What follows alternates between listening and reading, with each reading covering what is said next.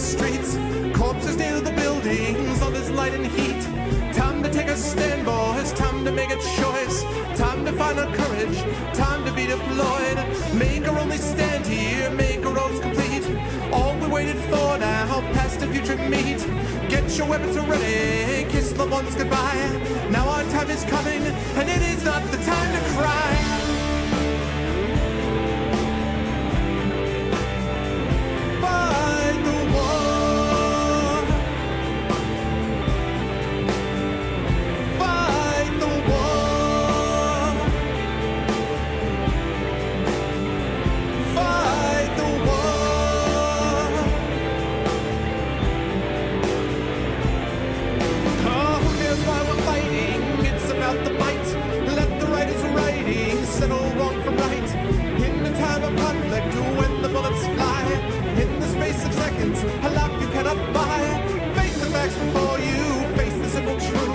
Hopelessly outnumbered, it's tragic but it's true. Make your last formation, take the final road. Now it's time for endings, now it's time to go.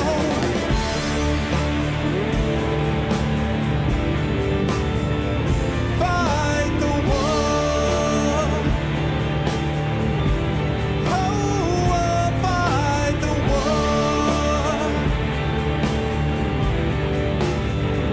Fight the war.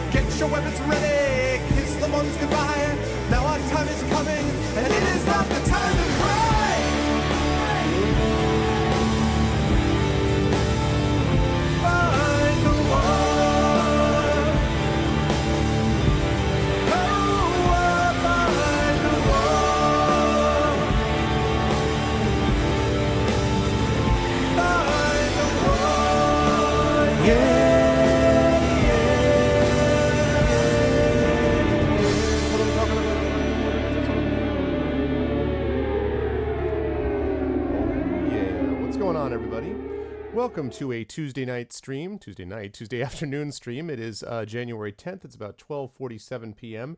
And I just realized that I didn't update my page because apparently I didn't think like I needed to do that. So let me just address that right now. Arv streams and ask me anything plus the epic conclusion of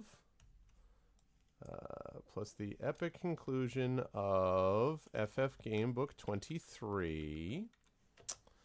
Number 23, Massive Mayhem, plus nominations for the chat chosen game of the month. All right, let's see if I can fit all that in. Let's see, will it let me do that in the game of the month? Let's get Reaper Gray Shade for chat chosen game of the month. Okay, it's almost fitting. It's almost there. Epic conclusion. Okay, let's see. Plus epic conclusion. Streams ask me anything. All right, there we go. And that's correct. And update information. Success. Okay, there we go. Now everybody knows what we're actually doing today. What's up, everybody? So welcome to the stream. Hello, everyone. And yes, nominations are today, I believe, if I'm not mistaken. I believe that is the case. Let's see what we have here. I think that the nominations are today, if I'm not mistaken. Let me see. Yes, nominations are today. Yep. So we are going to do that today. Before we get any further, though, let me remind everybody how to support the stream. You guys know how to do it. Exclamation point CTT will allow you to retweet the stream. Exclamation point ARVTube will let you check out past broadcasts of the stream. With my YouTube channel. Exclamation point Steam Group will allow you to hang out with the Arvanauts in between casts and get announcements of this and all that kind of stuff. And of course, exclamation point ArvTrayon. We are currently sitting at 494, and there's two things I'm excited about with this. The first is, number one, that we're getting back up to the $500 mark at 525, as you guys know. Actually, at 550 we get the Our Vocalist raise. At 575 we get a Discord server for the channel, and at $600 we get a Talisman tournament. So that would be super awesome if we could make that happen. So hopefully there will be people who will be able to jump on board today. The other thing I'm excited about with it is that we have 48 patrons. So with 2 more people, we will have 50 patrons for the channel, which would be a great milestone for the channel to reach as we continue to move onward and upward. So hopefully you guys will be able to, hopefully there will be people out there who will be interested in doing that. Again, it's never a requirement, but is always appreciated if people are able to do it. So we've got a couple of things going on today, folks. And that is, first of all, as requested by chat, because we hit the 525 level, we are going to be having an Ask Me Anything today. So as promised, I will answer any questions that anybody has about anything, although I do reserve the right, if they are questions of an incredibly deeply personal nature, I will reserve the right to say that I would prefer not to answer in those cases. But pretty much every normal question I would be happy to answer. I will answer questions about streaming, I will answer questions about writing, I'll answer questions about teaching, I will answer questions about music, I'll answer questions about parenting and fatherhood if you guys want. I will answer questions about my favorite breakfast food, about what I think about that. So I will answer questions that people have. The other thing I wanted to say about today before I get onto the rest of the schedule is I want everyone to remember the poll of the day. The poll of the day, which I'm going to start doing now. I'm going to see if I can try to put the poll of the day up in general. This is the poll of the day for today, and that is, what game developer publisher do you expect to most surprise you positively or negatively this year? I'm only going to have this poll up until we start playing Massive Mayhem, obviously, because we need ArvBot for that. But that's the question, is EA, BioWare, Ubisoft, Obsidian, inXile, or other? What game developer or publisher do you expect to most surprise you positively or negatively this year? And right now, as we speak, the current winner is BioWare has 2 votes, Obsidian has a vote, Other has a vote. So get your votes in because I'll be interested to check that out. The other thing is that I noticed people were asking about what Ask Me Anythings were about the Steelers. You can ask me about that. You can ask me about Half-Life 3. Any of those things will be totally fine, and that will be great. Okay, let's see. You got $vote. It's not, you don't do the word, Koala. You do the number. So you would do $vote and then the number of what you want, which is 6. So $vote 6 will give you the vote for other. So that will be awesome times. Okay, so as I said, Massive Mayhem today. I will then be over at the Pen and Pixels, at the GOG.com channel with my show Pen and Pixels at about 4 p.m. Eastern. So that's about a little over 3 hours from now. And I will be hanging out with the GOG stream team playing some Dungeons and Dragons as we get restarted on D&D with Storm King's Thunder with them. And there will be a big surprise in today's session. So you do not want to miss that. So if you like D&D, or you like GOG, or you like DoD and GOG together, this is the show for you. So do not miss that. That'll be coming up between 4 and 7 p.m. this evening, Eastern Standard Time. Now, before I get any further, let me say hi to everybody. Hello to the viewers who have come in to who stopped by. Hello to Turbo Tango. By the way, Turbo Tango, otherwise known as Mike Underwood, good friend of mine and a wonderful writer. Mike is now streaming himself, which apparently I don't know because I don't know how to read Twitter, I guess. But yeah, Mike started streaming. Last week he was playing Hyper Light Drifter, and I didn't realize this till yesterday. And I came on ready to be like, hey, what? Oh, and he had already stopped. But he's playing Hyper Light Drifter, so give Mike a follow over there at Turbo Tango. It should be fun to watch him do his thing. Hello to Truden, to Trias, to Poltergeist Zero, to Nonstop, to Narman, to Koala Man. Hello to Jagtris, to Izarox. Hello to G Pudding. What's up, G?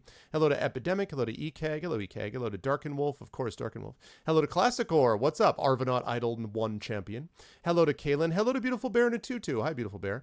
Hello to Alberknocker. What's up, Alberknocker? And of course, hello to Kilobyte, my wonderful mod who is here to start out the stream. So yes, that is the deal with that. And with that said, let me, let's see, let's get rid of, where are we here? Let's get rid of, why am I not finding my image? Show me the image. There's this, and there's that. Whoa!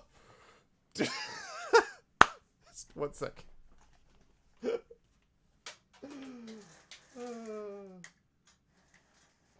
Oh, man.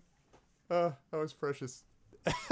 I did not, I didn't expect it was going to be quite that bright. I apologize to all of you unreservedly. I was just like, that is literally just the, but see, this is the problem. Like when I stream during the day, like that's just the freaking front shade to my office.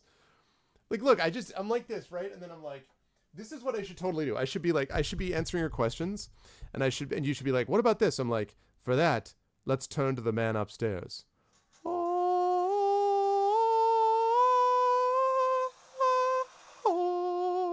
That's what I should totally do. Oh my God. The radiance. I do like the way the camera's been looking though lately, I have to say. I like it. It's good stuff. Okay, cool. So, anyway, so hi everybody.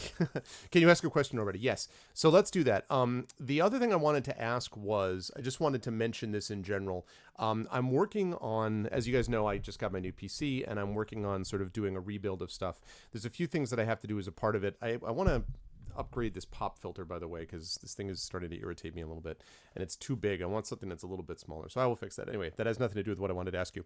What I wanted to ask you was, I'm asking you something, first of all, but what I wanted to ask you was if anybody has any knowledge there about the audio setup of things. I need to know how to be able to hear myself in my headphones in OBS Studio, because right now I don't have that, and I actually was able to. Well, thank you for the host, Murin. Thank you very much, Murin. I appreciate that. Thank you. We have all the notifications are working. So, yeah, so I wanted to be able to hear myself in OBS and to be able in OBS Studio. And I have a couple of possible loopback solutions and things like that. But for example, I had a chance to test out the other day a little bit of my Wii U, which is what I'm going to be using my Legend. That's what I'm going to be broadcasting Legend of Zelda Link to the Past on. And thank you, Qualaman, for the host. I appreciate it. And so that is going to be coming through. That OBS Studio seems to capture that pretty well, but I can't hear the volume from that either. So I basically need to figure out how to get external sources all sort of combined together. Oh, a friend of yours is a Ravens fan. He hasn't been in the best of moods lately. Classicor, it couldn't happen to a nicer person, to a nicer team. Let me tell you, I am saddened, deeply saddened by the fate of the Ravens. I would say to the Raven, nevermore. The playoffs, nevermore. I'm sorry that they have to sit there at home in the cold, cold city of Baltimore that Turbo Tango knows very well. That cold, cold city, and meditate on not being in the playoffs. Just gets you right here. Just gets you right in that part. Anyway. So, I require more minerals, IET. So anyway, yeah, so I'm looking into that. So if you happen to know about the audio, if anyone has an audio knowledge about that, please let me know. And I'm going to ask some people on the team, the stream team, and some other places I know as well. But I just thought I would spread the net far and wide because I want to figure out a way to do that so that it actually works. I didn't just make that pun. What can I say? Okay. It's so cold. It's getting a new space heater because our old one's now a fire hazard. It is, yeah. Well, it's cold up here too, man. It's like 20 degrees up here too. What is it right now? It is right now. It is actually right now. It's 31 degrees, so it's positively balmy right now, based on what it usually has been. But anyway, okay, it hurts nonetheless.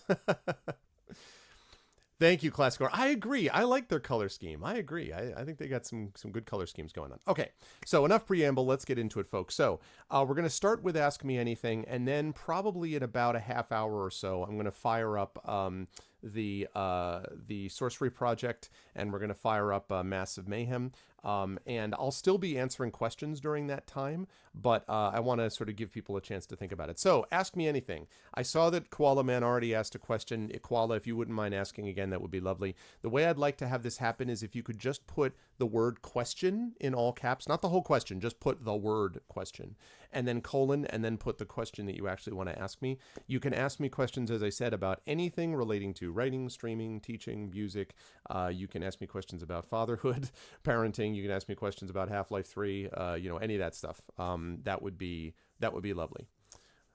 Question. Hey, I can chat now. What's up, Ghost of Christmas Future? Okay. The Fate of the Ravens. That is a good one. I like that. Okay. How do you deal with writer's block? Well, so my answer to that, Koala, would be this. I don't believe that there is actually such a thing as writer's block as such. I think what writer's block actually is, and I've talked about this on panels before, is I think it's a proxy for something else. I think when people experience writer's block, what they're actually dealing with is something which is bothering them emotionally, something which is affecting them in their lives beyond writing, and it's something which is impacting their ability to produce words on the page, because at its best, writing is this conduit, right, of emotional feeling, a feeling that you have internally, to the external world in a way that other people can understand, perhaps identify with, or feel themselves the feeling that you're presenting. So I think that most of the time when people are dealing with writer's block, what they're really dealing with is something else, and it just sort of manifests itself that way. The reason I think this is because there are many musicians, there's many artists, there are many dancers even, choreographers. There are people who work in many other fields of creative endeavor who describe what it's like for them to go through this. And if you think about a dancer, there's no reason that a dancer can't do physical movement, right? I mean, it's not like a dancer is like, I wonder how to spin today, right? They're not. And yet dancers will talk about the same feeling of not feeling inspired in developing their choreography and not being able to kinesthetically represent their emotional state.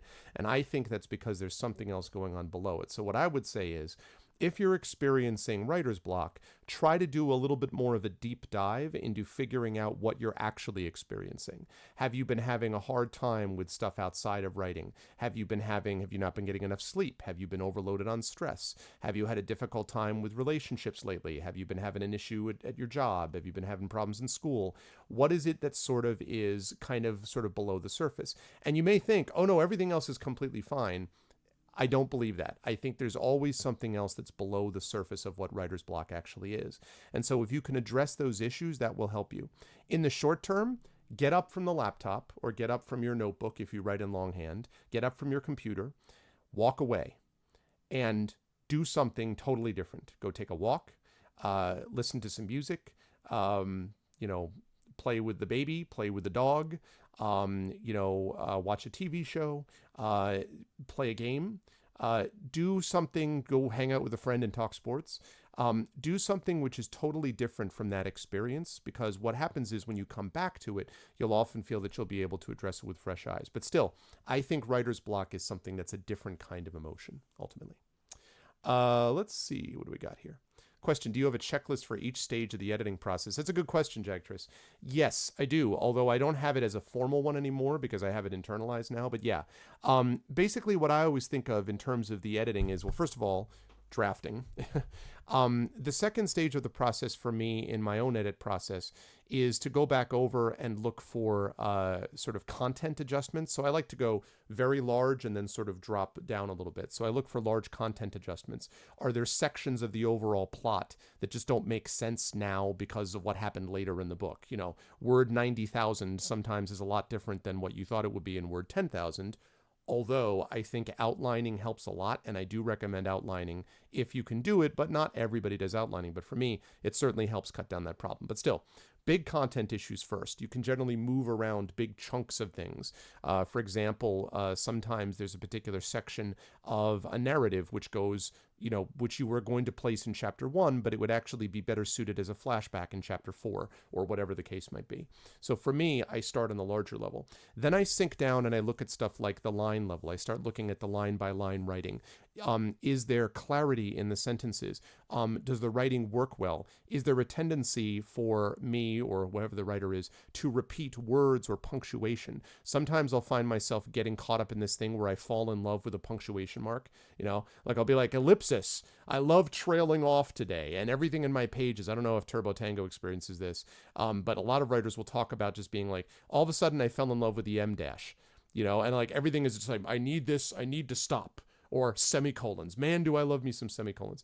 So being able to mix those up and provide some variety is very helpful.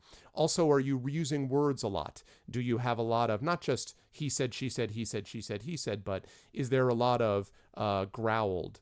Sometimes I remember one chapter where I used growled like 4 times in a 3-page span. And I was like, these people are not dogs, so there's no reason for them to be growling this much.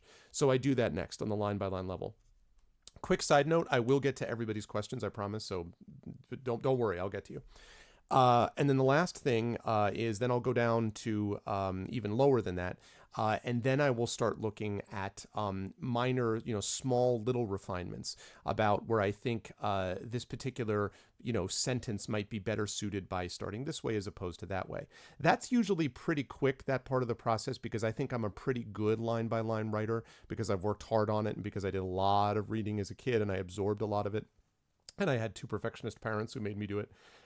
So that doesn't take as long for me. But I find that if you break it down that way by going macro and then micro and then micro, then you have something much better. The next stage of the editing process, incidentally, very important. Send it to beta readers. Right now, Turbo Tango is actually helping me by doing a beta read of my second novel of the Grey Assassin trilogy called Renegade. It is critically important that you have someone else reading your work, not just you. You cannot be the only editor of your own work. You can't do it. The reason is that your brain has a tendency to make the same mistakes the second time that you made the first time. So as an example, the Third Sign was 114,000 words when I finished it. It ended up at 109,000 edited. I went through that thing 15 times if I went through it once. Full reads, right? And that's not counting all the little partial reads that I did. And still, I had the editors afterwards who came up with, these things. And I write a clean manuscript, so they were fairly happy with me. But John Helfers, my editor, and you guys know John from my D&D sessions here, John was the one who told me, like, do you mean, what about this distance here? You want this group of horses to get from here to here? You realize they can't get there in less than like 2 days or whatever. Silly little stuff like that I should have seen and I didn't, because I was too in it. So you need another pair of eyes. Once they get it back to you, the beta readers do, and usually having 3 of them is enough. I have 3 for this project, but some people have lots, some people have, but I think it's important to have beta readers of some kind. Good, skilled readers, preferably from different sort of walks of life, by the way. I have 2 author friends of mine who are beta readers, and one who is not an author, but is a very, very gifted, smart, detailed reader. That gives me a reader's perspective, not just a writer's perspective. And then when that's done, I then bundle it all up, and assuming that it's under contract like this one, then I send it off to my editors at, in this case, the Ed Greenwood Group, and then they take it from there. So that's a very long answer. Writer's block is for people who don't have a mortgage. Nice. Okay. Let's see. And yeah, that Classicor makes a good sense. While I'm sort of jumping in on this, I should say Speculate is our podcast that Turbo Tango and I run, and we have, before that it was run by myself and Brad Bollier, and we have a whole host, 5 years worth of content, almost like a set of master classes with us talking to authors from all across the spectrum, also agents, also editors. So there's a lot more where that came from, and there's a speculatesf.com is how you go there. Okay, right. Okay, let me jump up to the next question. Let's see. As a writer working in fantasy, what do you think of how the series has been received by the audience and critics throughout the years? Beautiful Bear, let me ask you a clarification. Do you mean, how do I think the genre of fantasy has been received? What do you mean? Can you explain a little bit more about what you mean, Beautiful Bear? Because I don't know what you mean by series. Or do you mean the concept of a series? Like what What do you mean? Oh, thanks, Classicore. I appreciate it. And sure, Jactress. Hi, Albernacher.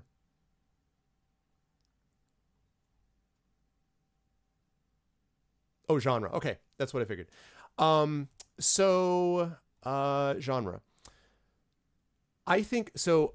I think that fantasy has been substantially altered over the years in terms of its reception. Fantasy for a long time was kind of dismissed as being kid stuff. Like the genre of comic books, which we also call graphic novels, was dismissed as being kind of junk pop stuff. But I think that over time, it's gained a lot of acceptance in the academy. I happen to believe that academic acceptance of stuff has a tendency to lend its seriousness. I don't think you need to have academic credit to be good at anything, but I think that academic credit does provide a certain kind of gravitas, to the field.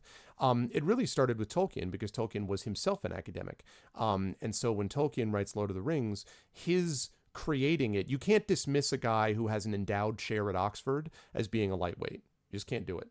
So, they saw that from him and they were like, wow, maybe there's something to this. So Tolkien, I think, really was the one who started that. And then also C.S. Lewis, who was himself an academic and a highly gifted, well-respected critic of John Milton and others. So Lewis and Tolkien really kind of got the ball rolling. And then other people sort of picked it up from there. I think that over time, fantasy has become more accepted by the Academy.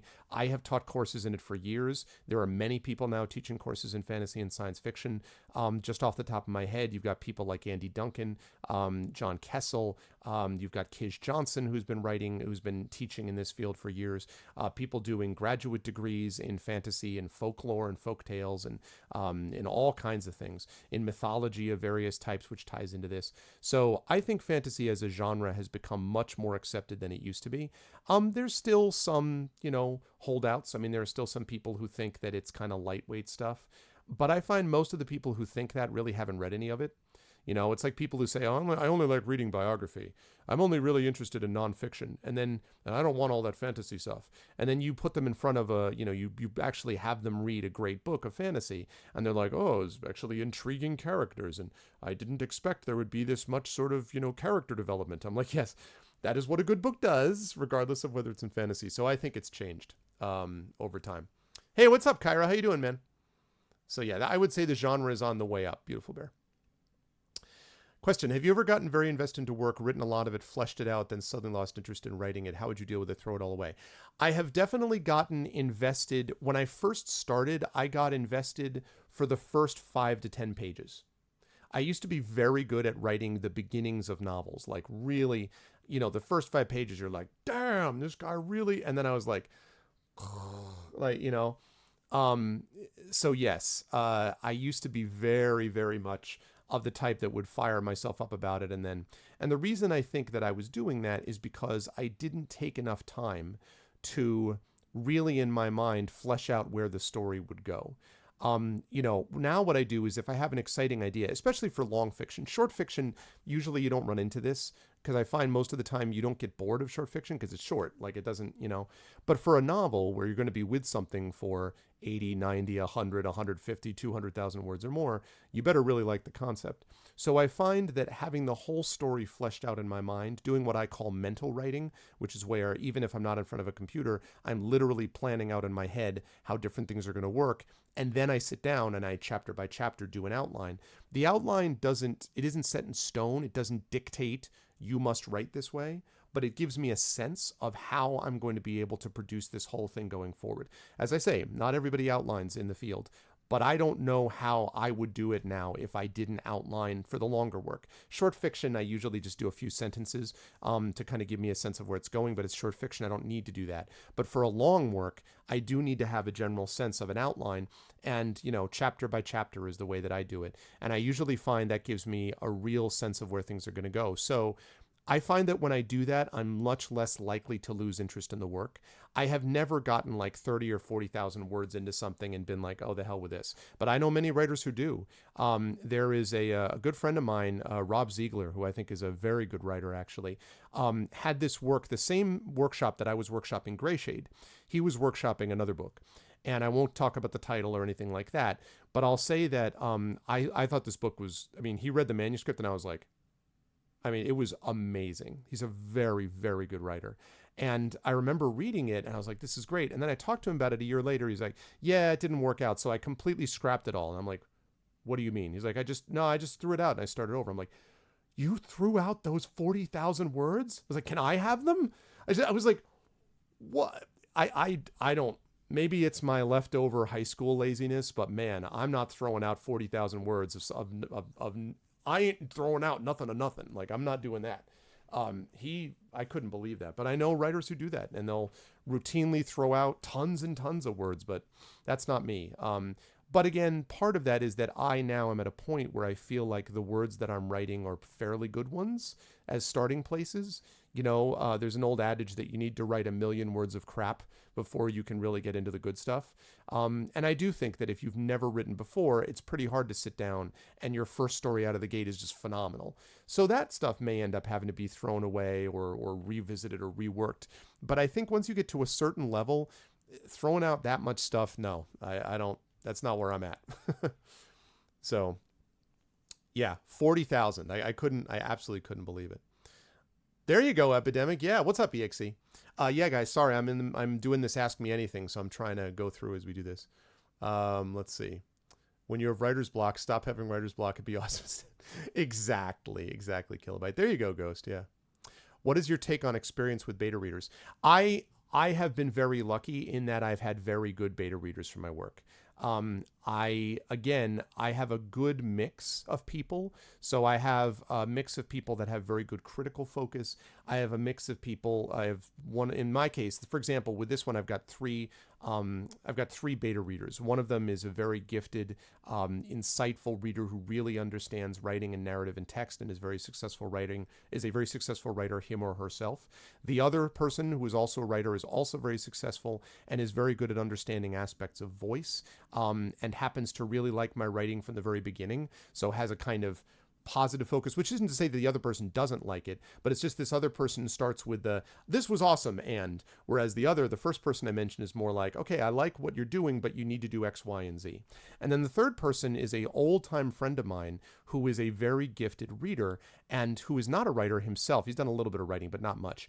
But his focus really is on reading, and he reads a ton. And that's useful for me because sometimes I think writers get into this thing where we're all talking to each other. Academics run into this all the time. Academics write books a lot of times for each other, which I think is useless. I understand that the conversation in a field is important so you can know what the field thinks about something, but literally there are times when people are writing monographs that get published that are read by 100 people, and they're the same 100 people that are going to publish books that the other 100 people will read. You know what I mean? And a closed circle of 100 people to me is completely useless.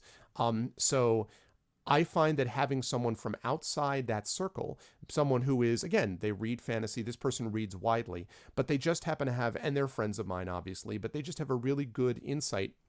And the reason that helps is not every comment from every reader is something you should take as gospel. Sometimes beta readers, if it's done improperly, can freeze you in place because you can be like, because they're all telling you different things, right? But the best beta readers are the ones who will bring up things, and if from multiple different perspectives a particular section isn't working, that's a pretty good clue that it really isn't working, right? Sometimes a section won't work for one person, and you shouldn't immediately be like, oh, well, let me fix that, right? But if it's not happening and not working for multiple people, you got to take that into account. So I think having a diverse group of beta readers, I think not having a group be too large. Some people do this, but I think having 15 beta readers, 20 beta readers, the most I've ever had for beta readers, I think, is like 6. And that was on my first novel. Now I like to have 3 or 4 at absolute maximum. Just because, again, too many cooks spoiling the broth. And the other thing is making sure that they really are experts. If your mom is a gifted reader in the way that I described my friend, go ahead and use your mom. But if your mom is your reader because she's your mom, not helpful as a beta reader. Certainly have her read. Of course you should expose her to your work, but don't make her the person. And then when you can be like, oh, well, my mom loved it.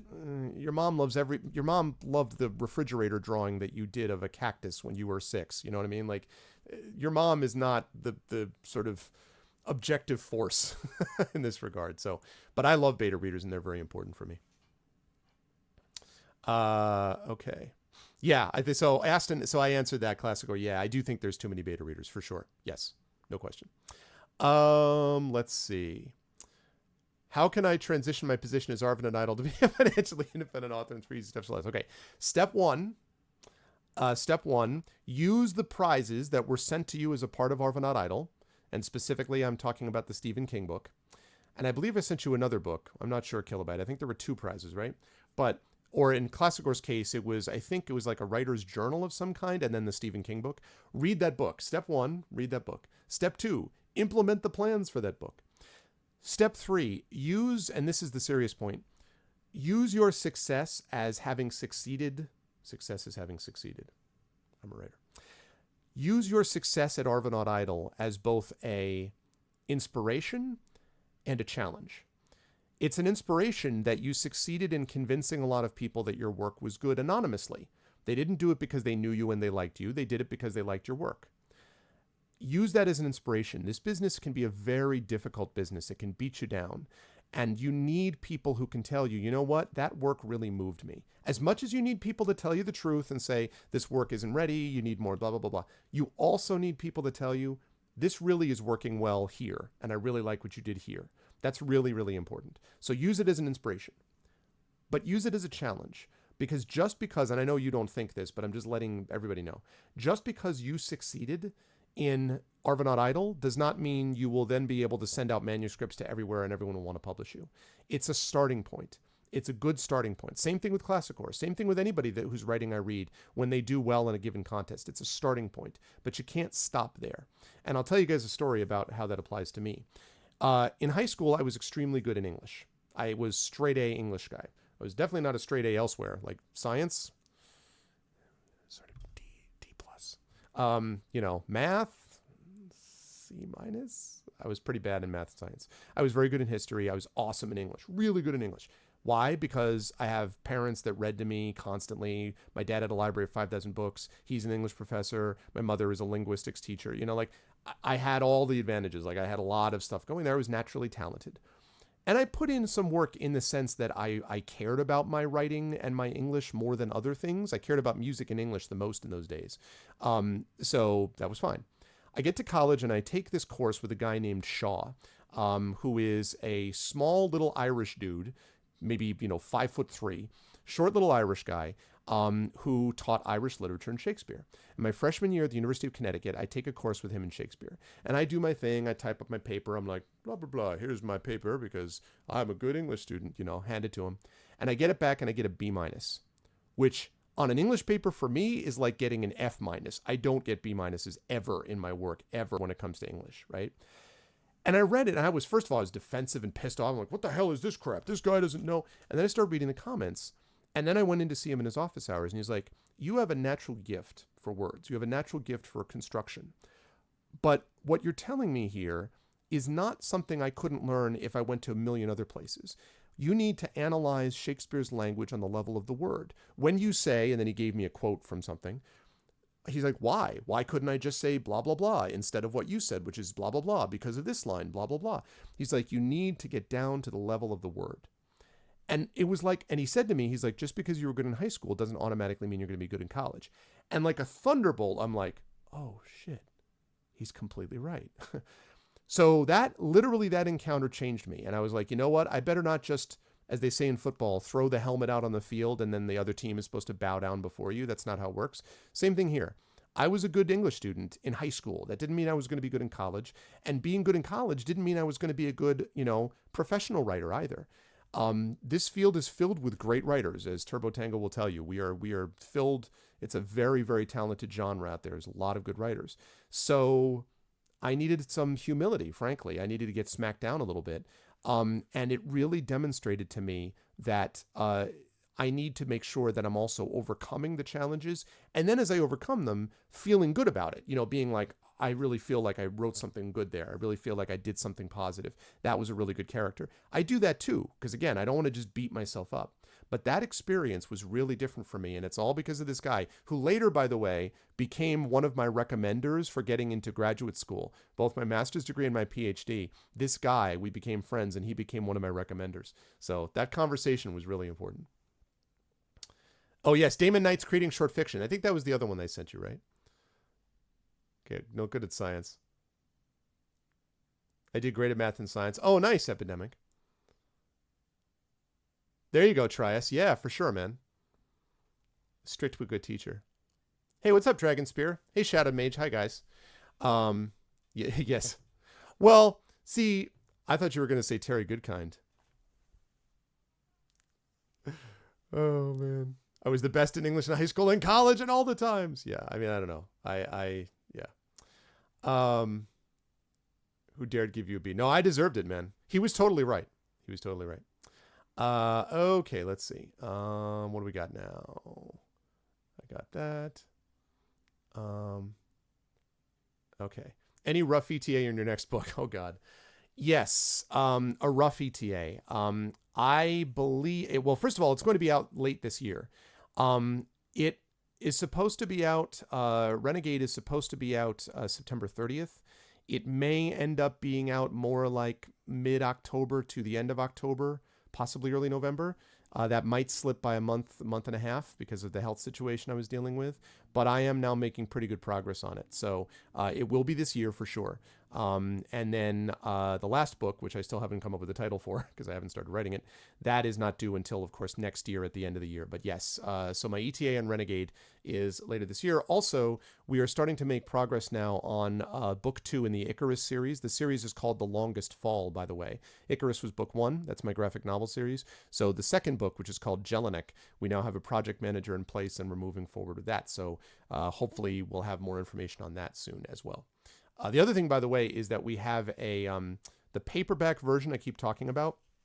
The paperback version should be coming to me from the publisher within the next few days, like the next 2 or 3 days.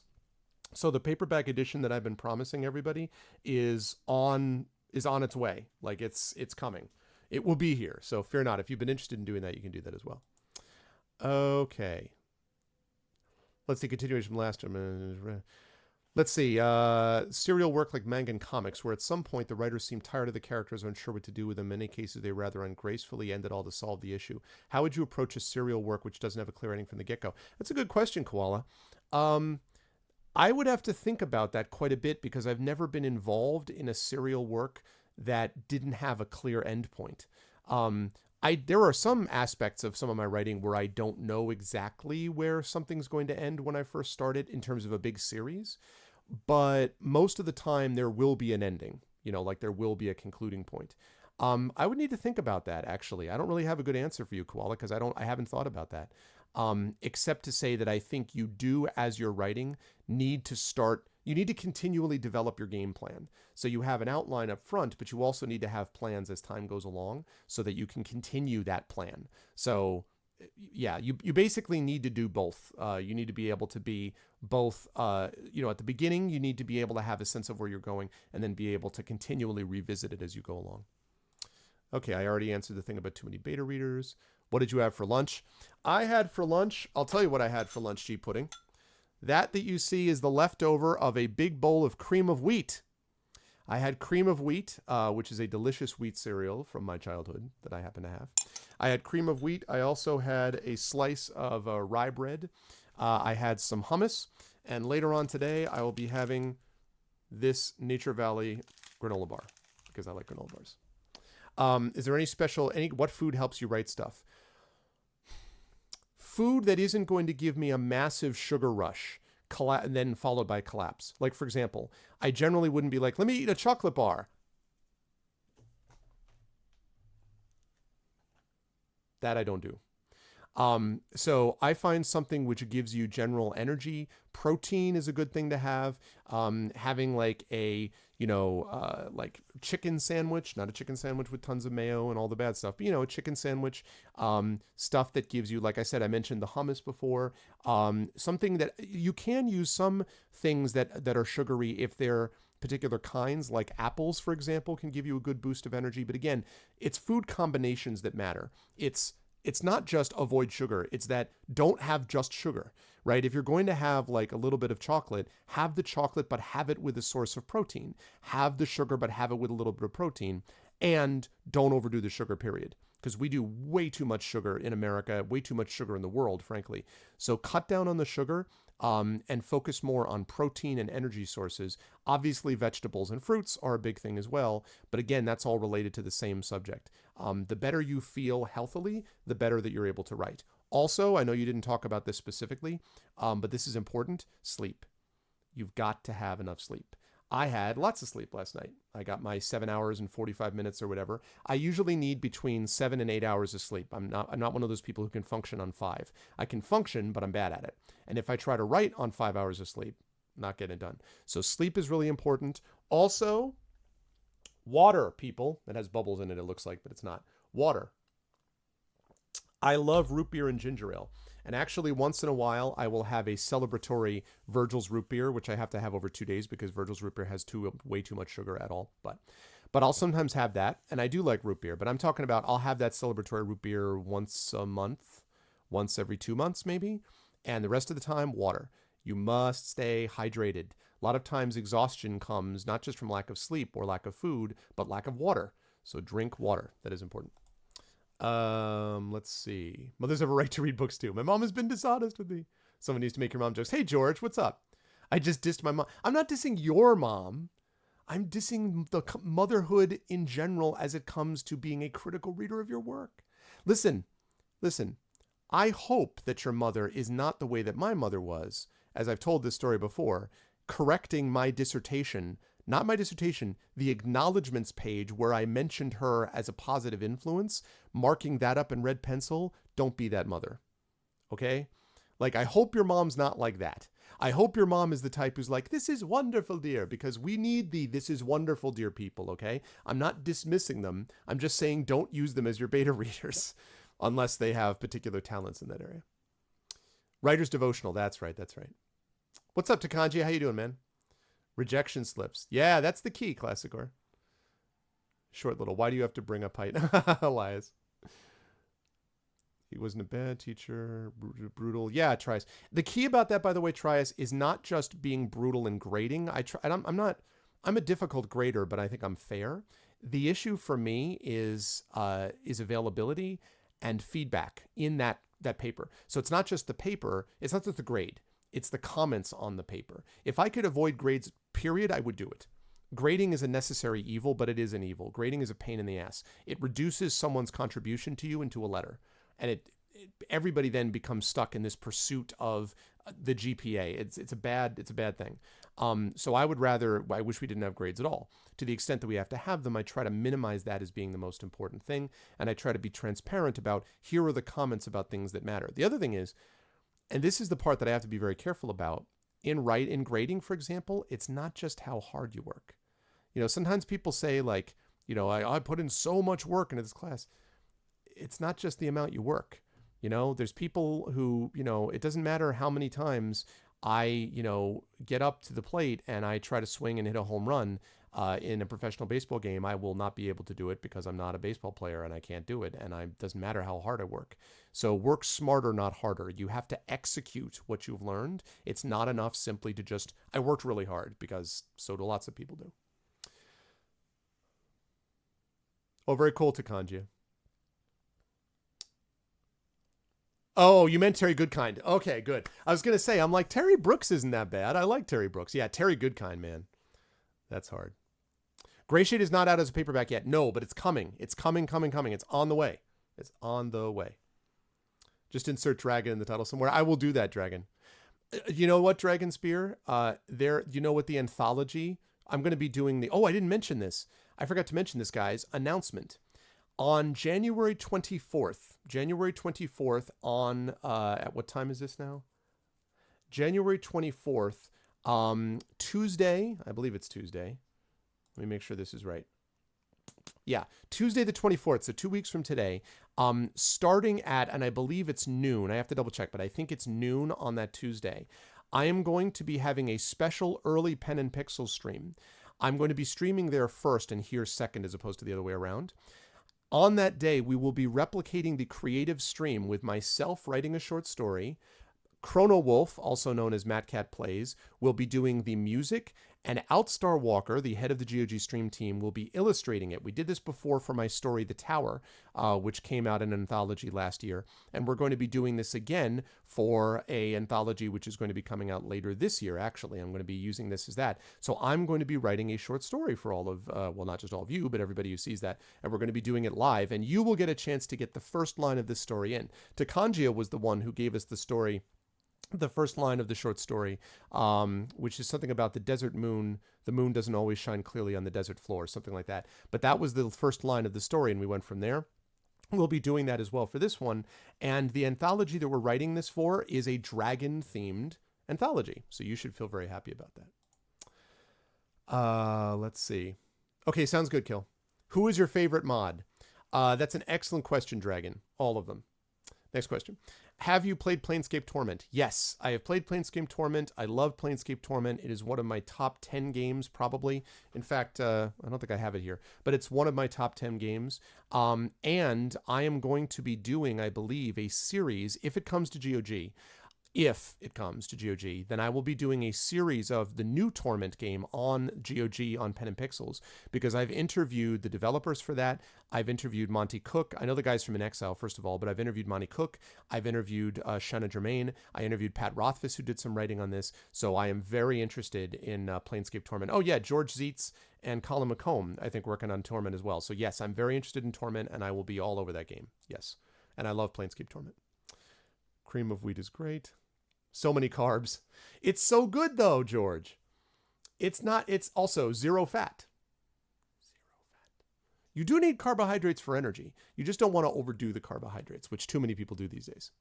Eating his infant son's leftover breakfast. No, he's not eating that yet. He's still mostly breast milk, but he is starting. We've introduced him to some like vegetables. He doesn't eat anything yet because he just, his gag reflex, he still spits it out.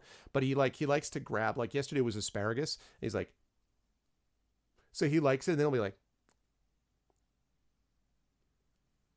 so we're getting him used to lots of flavors and stuff like that. He's got two teeth. He's got one tooth on the bottom that's just starting to come out a little, and then one tooth in the like on the top. It's not in yet, but you can see where it's coming out. So he's getting there. Ever thought about taking part in an R Vital like situation yourself with the chat chosen prompt? That would be fun, Classic Or. I might be interested in doing that. Sure. I don't know how it would work though. Like, I'm not sure how we would manage the R Vital, like me versus other professional writers, you mean? Because, I mean, I think it's a cool idea, but I don't know how we'd arrange it, but that's possibly. Okay, see you, Takanji. Thanks for stopping by, man. You're the only person who likes root beer? Well, you're doing God's work, Narnman. Root beer is good stuff. Professor was a really kind grader of the first paper. Scare people out of there. I'm a great writer. Got A's in high school. There you go, Trias. Sure, I got that. Oh, George. George, you do not suck at what you're doing. I mean, work hard and still suck at what you're doing. True, but you've been able to now do both. Work hard and be good. So, what physical and mental exercises do you find useful? That is an excellent question. The physical exercise I need to be much better at. I do a lot of walking. I used to play tennis. Because the tennis thing was corresponding with my first incidence of heart arrhythmia, I've got a big psychological barrier, quite frankly, that I'm working on to overcome so I can get back into playing tennis. But it's hard because that really sucked, and I don't ever want to go through that experience again. So, yeah, I need to get back into that. But walking really has been the big one for me. Also, being able to be active with my daughter doing whatever we're doing. Like, for example, right now, it's sledding. So, on Friday, I imagine we usually do like an adventure on Friday where I take her to school. I pick her up from school, and then we go somewhere and do something awesome, which is like we go to a bookstore one day. Then we will go to a big playground in the middle of some random town a long distance away the next day. And then if it's during the summertime, or if it's during like, the warm months, we'll go somewhere and we might do some swimming, or we'll go like there's a water park not that far from us, or we might go to this winter wonderland. You guys might have seen, I tweeted from this. We went outside and walked around in this frigid cold weather because it was like the big Christmas lights thing. So all that kind of stuff. And so sledding is a big one. There's a park that we like to go to and do some sledding. So right now that's been my big thing. And I like that because I come out of that, not only, I sort of forget that it's exercise, running up the hill, down the hill, up the hill, down the hill, avoiding her, helping her get on her sled. Like by the end of it, I'm like, But it's great. It's a good time, and that's really useful for me because I feel good when I'm done with it, although tired. Mental exercises, a lot of that has to do with remaining active. I like to play, sometimes I play like word games and stuff like that. I do a good deal of reading, shock of the year. I am always involved in doing, like, I do a lot of board game stuff as well, but it's not just like mindless board game stuff. It's board games where you have to think a lot. Honestly, D&D is a mental exercise for me. Dungeons and Dragons is not a passive game, right? You've got to be, as the dungeon master, constantly involved in processing. So a lot of that is a big one. And the other mental exercise, which is more connected to writing generally, write in your head before you sit down and write on a keyboard. I cannot emphasize that enough. People who start writing thinking that the first thing you do is sit down and now I'm going to write, then your brain takes a long time to spin up. Then you're like staring at the page. First of all, that can create a feedback loop where you're like, oh my God, I'm not writing. I need to write. I'm not writing. I need to write. And it's not a good sign, not a good scene. But the other thing is that it wastes time. If you're walking around in your mind going, oh yeah, and then I'll have this character do this, and that will allow me to develop that, and then we'll do the other thing, and blah, blah, blah, blah, blah. If you're doing that, you're going to create a situation, I think, in the long run where you've got an environment then where your brain is already in the writing mode before you sit down to actually do writing. So writing mentally is extremely important before you get there. Was there any game I played that had a positive influence on any writings that I worked on? Yes. I would say that there were a couple of them. The Baldur's Gate games I've mentioned before and Planescape Torment both had writing influences on me. Although I would say that the games that probably it was Dungeons and Dragons. Actually, you didn't specify. Dungeons and Dragons had a big influence on me and my writing. And a lot of fantasy writers would tell you the same thing. Because I had to construct stories as a dungeon master, but also because I was constantly immersed in story building, because that's what D&D is. It's really collaborative story building. I was doing that all the time, and so that had an enormous influence on me. Plus, D&D itself has its roots in Lord of the Rings and all that kind of stuff. So D&D. On the video game side, I mentioned the Baldur's Gate stuff. The other one I would mention is Mission Critical. I've talked about this before, but Mission Critical really affected the way that I imagined stories could go, and I really have to play that game on this channel sometime. Mission Critical starts as a point-and-click game, but by the time you get to the end of the game, it's asking questions about the nature of identity, what makes a soul. I mean, like, it's staggering what the game ends up as based on what it begins as. And Mission Critical had a huge influence on me because it showed me how far an arc could go in what seemed like a relatively simple package. So yeah, I love me some Mission Critical. Exactly, Epidemic. Reward me. I do have the laptop up and running. Yes, thank you, EXE fan. She likes it quite a bit. We had a couple of things, but she's been able to do some sessions on it, and I think she likes it. Still transferring stuff from her old laptop to the new laptop, but the new laptop is working out, so thank you guys. Oh my God, really, Truden? Welcome to novel writing. Yeah, that's true.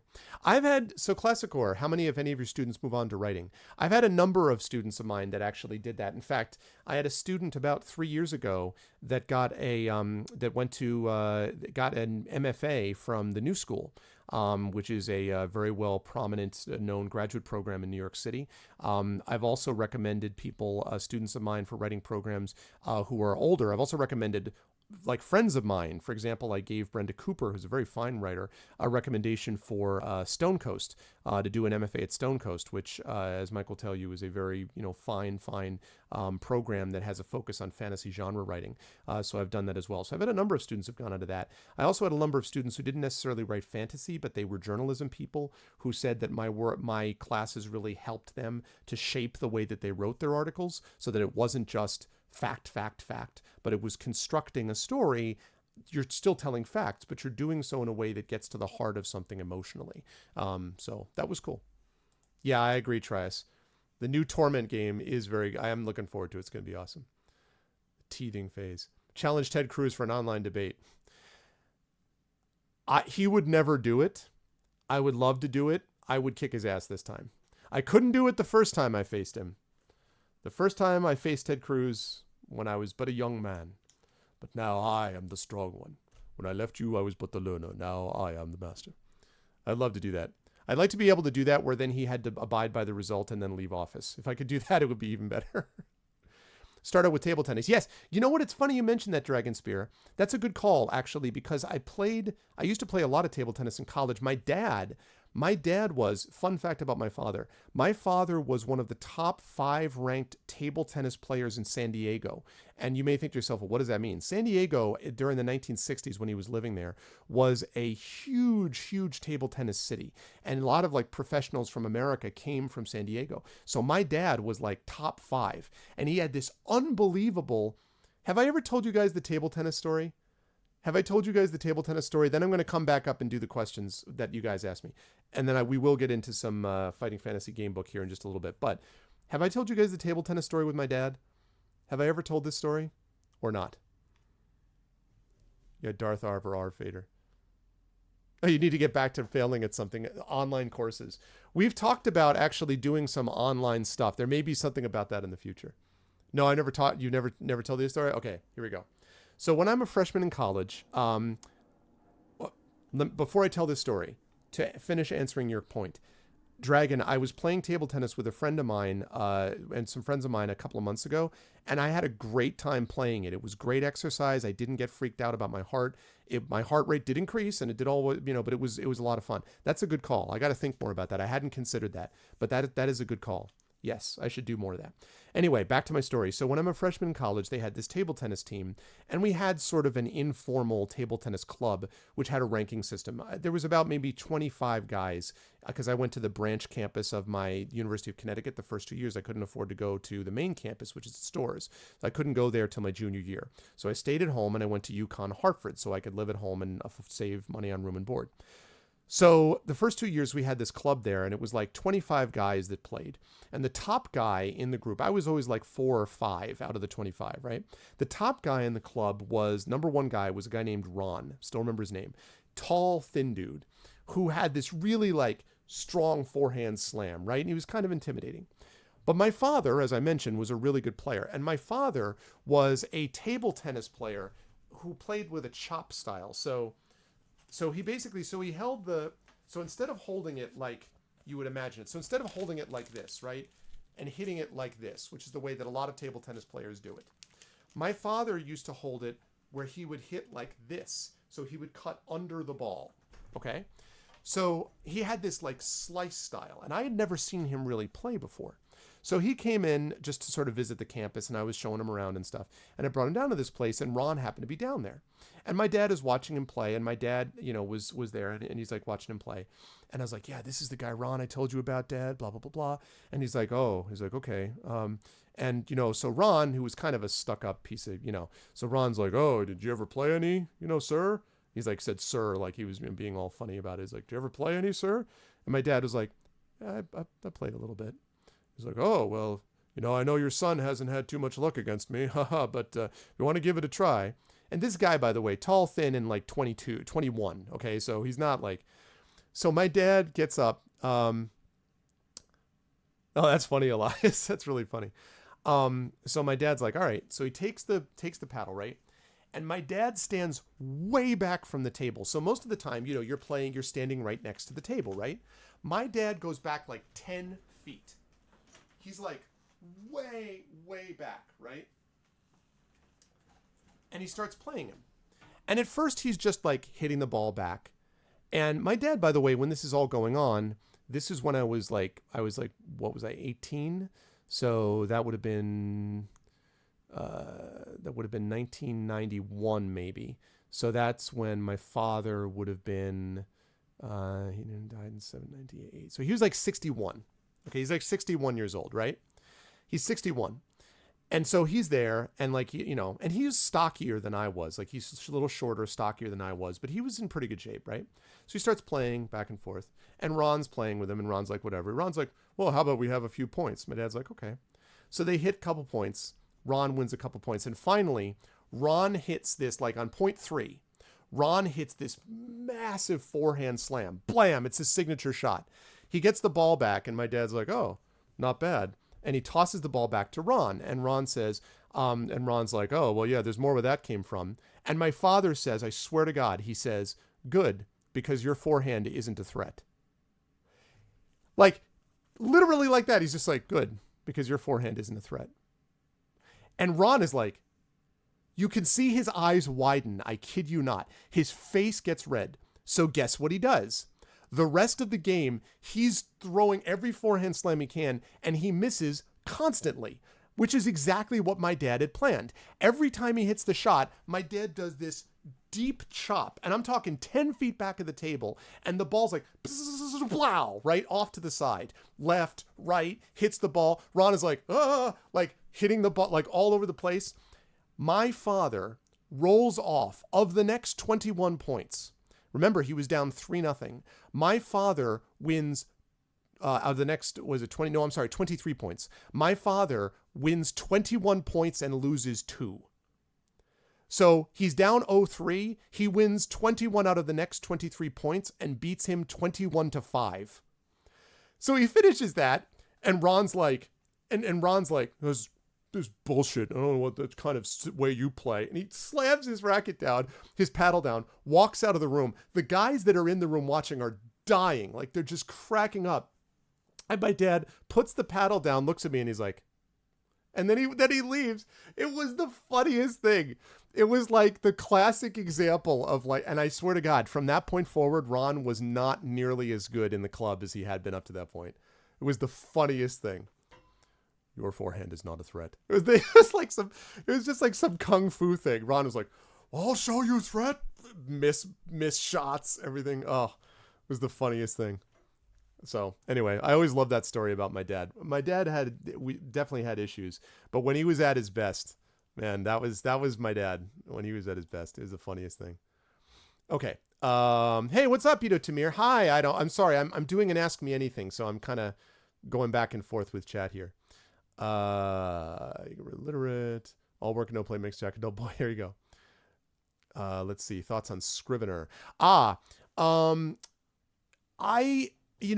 Classic or Scrivener's okay, but I have to be honest, I don't know that my brain works that way. I know Brad loves Scrivener because it allows you, what Scrivener is a program that lets you take sections of text and arrange them almost like on a bulletin board. And it does more than that, but it allows you to basically make writing more modular, sort of. So, you can take sort of aspects of your writing and put them in different sections and things like that. And it does it in such a way that you can color code it and you can like see where different parts go with other different parts. So it makes it, for people who are adherents to this program, easier for people to move stuff around. I'm a word processor guy, though. I mean, I'm a Microsoft Word guy. I think I just think more linearly than that. It's very hard for me to go work on section 4 and then say, okay, I'll come back and work on section 1 later. Like, I just don't think my brain works that way. So I don't use Scrivener myself, but there are many people who swear by it. So it's good stuff. Yeah, Talos Principle is very good, Jagtress. I interviewed those guys, Jagtress. I interviewed the 2 writers for Talos Principle. Really interesting guys. Yeah, online courses when I get more hours in the day, right? Yeah, that's definitely true, Dragon. I find your lack of forehand disturbing. Loving Scrivener so far, organized chaos personified. Hey, what's up, Terry Tunes? That's not exactly it, Uncle Elias. He didn't have to buy pencils for me. No, basically what it was my guy sort of hustled this guy who was a college student who was in my table tennis club, basically, at school. And he came in and he sort of did it. He did it partly to support me, I think. He was doing it partly just to, and he was, I think, making a point about how, I don't need to be as freaked out about some of this stuff as I might have been. Like, I think he was making a point about these guys are all about psychology and they're not that much of a threat. But the way he did it was so funny to me. Because again, this kid is like 21 and my dad is 61, right? So my dad's got 40 years on him and my dad crushed him. But he did it with this sort of, he used to do stuff like that all the time. When he was playing tennis, my dad would wear red shirts, like bright red, because he said it made his opponents feel more hot and it would exhaust them faster. Like, that was just my dad. He was quirky, he did sort of quirky stuff like that. So that's it. That's basically it. That's my quick version of the story. Stop. Okay, I stopped. What do I use for my D&D stream overlays? I use, for my D&D stream overlays, I will show you. That is my stream overlay. And in fact, I have 2 of them. This other one isn't set up to work yet quite, but here's the other one. That's my 5-person overlay. And this is my 7-person overlay, and you can see that it's almost set there. And I put the maps and stuff like that in the middle. You guys are going to see that when I do my D&D streams. These overlays were designed by the incredibly talented Kilobyte, who is at the moment taking someone to a medical appointment, I think. So Kilobyte's the guy. Your dad was a red shirt. No, he was a red shirt. No, he was not a red shirt. He had a red shirt, but he used to wear red shirts. Hey, what's up, Dino Thunderlung? I've been a lurker here for a long time. I know you GM D&D games. I play Pathfinder, but I just recently got into GMing myself. I was wondering if you have any tips for dealing with a player who's slightly autistic, can't keep for challenging any little house or preferential thing that happens in the game to the point that he upset a GM about 2 weeks ago, got the game shut down early. Wow. You definitely day underscore. Yeah. Wow, Dino, that's a great question. Well, okay. Let me answer that question, first of all, assuming not autism for a minute, and then I'll talk about the autism line, okay? So here's the thing, and I'll get back to that question in just a second, I know. So, yeah, Muhammad Wilson, yeah. So, first of all, let me answer that question if he's not autistic. The right players are extremely important to a game, and sometimes the right player for some games is not the right player for other games. There are D&D players that can fit into everything, but there are other players that only work with certain scenarios. When I did my stream with Ed Greenwood, my first stream with him back in 2015, this is where we had the authors like Mike Cole. You guys may have noticed if any of you watch CBS in America, there's a new show called Hunted. Mike Cole, who was on my D&D stream, Mike Cole is in that show. So Peter Brett was on that show. We had Chris Jackson, Eric Scott DeBee, and some others. So we had John Helfers was in that show. So we had a lot of these authors. And most people loved it. But there were a couple of people over at, I don't know, it might have been EN World, who were like, wow, these guys are just about cracking jokes. I guess I take my role-playing more seriously. And immediately I'm like, not a guy I would want to be playing D&D with. And the reason is, I don't want an experience where all we're doing is throwing out fart jokes and making sexist comments. First of all, because I don't want to make any sexist comments. I don't find fart jokes funny. And I think it is sometimes the case that you want role-playing to have serious moments. To me, it's not just ha ha ha all the time. But a lot of Dungeons & Dragons is about humor and about how you feel when you're doing it in terms of its sort of funny moments. And if you have a person who can't do that because they're too caught up in, but no, you did 2 points of damage, and it says right here that my AC is blah, blah, blah, blah, that to me kills a game dead.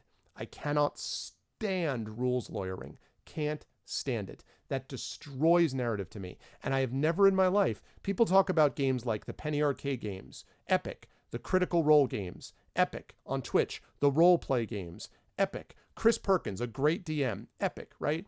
Matt Mercer, great DM, Epic. All of those people are talking about people that do not spend their time min-maxing characters and doing advanced math. So for me, that kind of a game is boring as all get out, and I have no interest in being in a game like that. So if I have a player who really wants nothing but just, constant min-maxing number, but that's not for me. So I would not want players like that. And if I had players who were constantly challenging me, I wouldn't want that either. That doesn't mean you can't have players who want different things. In the main campaign that I do on this channel with the Infinity and Beyond crew, some of the guys are more into combat, like Series Runner. Series Runner is much more of a combat guy. He loves the combat stuff. He's worked hard on his role-playing because he finds that more fun than he used to, and because he knows that there is going to be role-playing in the channel. But I don't just do role-playing. If I did nothing but role-playing and zero combat, that would not be interesting either to the people that like only combat. On the other hand, if I was just a combat guy, if I was just dice, thank you for the follow, day underscore. Welcome to the Arbonauts. If it was just dice, I would then lose the people like Rob or like Trendane who are much more into the role-playing aspect of things, right? So if I looked at it, I would say Trendane and Rob are more on the role-playing side. I would say that Series Runner is more on the combat side. And I would say that probably John Helfers and Saad are maybe somewhere in the middle. But all of them work together and all of them like different parts of both things, right? So I just need to make sure as a DM that I'm giving some combat, some story, and all of it is combining to create this narrative. And Classic Horror will admit that that's been the case. Will say that he's noticed that too in games that he's played with me. No, that's no problem, day underscore. That's fine. You have a hard time taking things like that seriously. But see, that's the thing, George, is like, I feel like I don't know. I just think like there's moments where you would, when you're doing voiceovers, there are lines that you're asked to read that clearly you must be like, what? Like, I mean, there must be lines where you're like, but if we do not find the Soul Stone, we will be incapable of defeating the sword demons. Like, there must be a part where you're like, what the flip am I reading?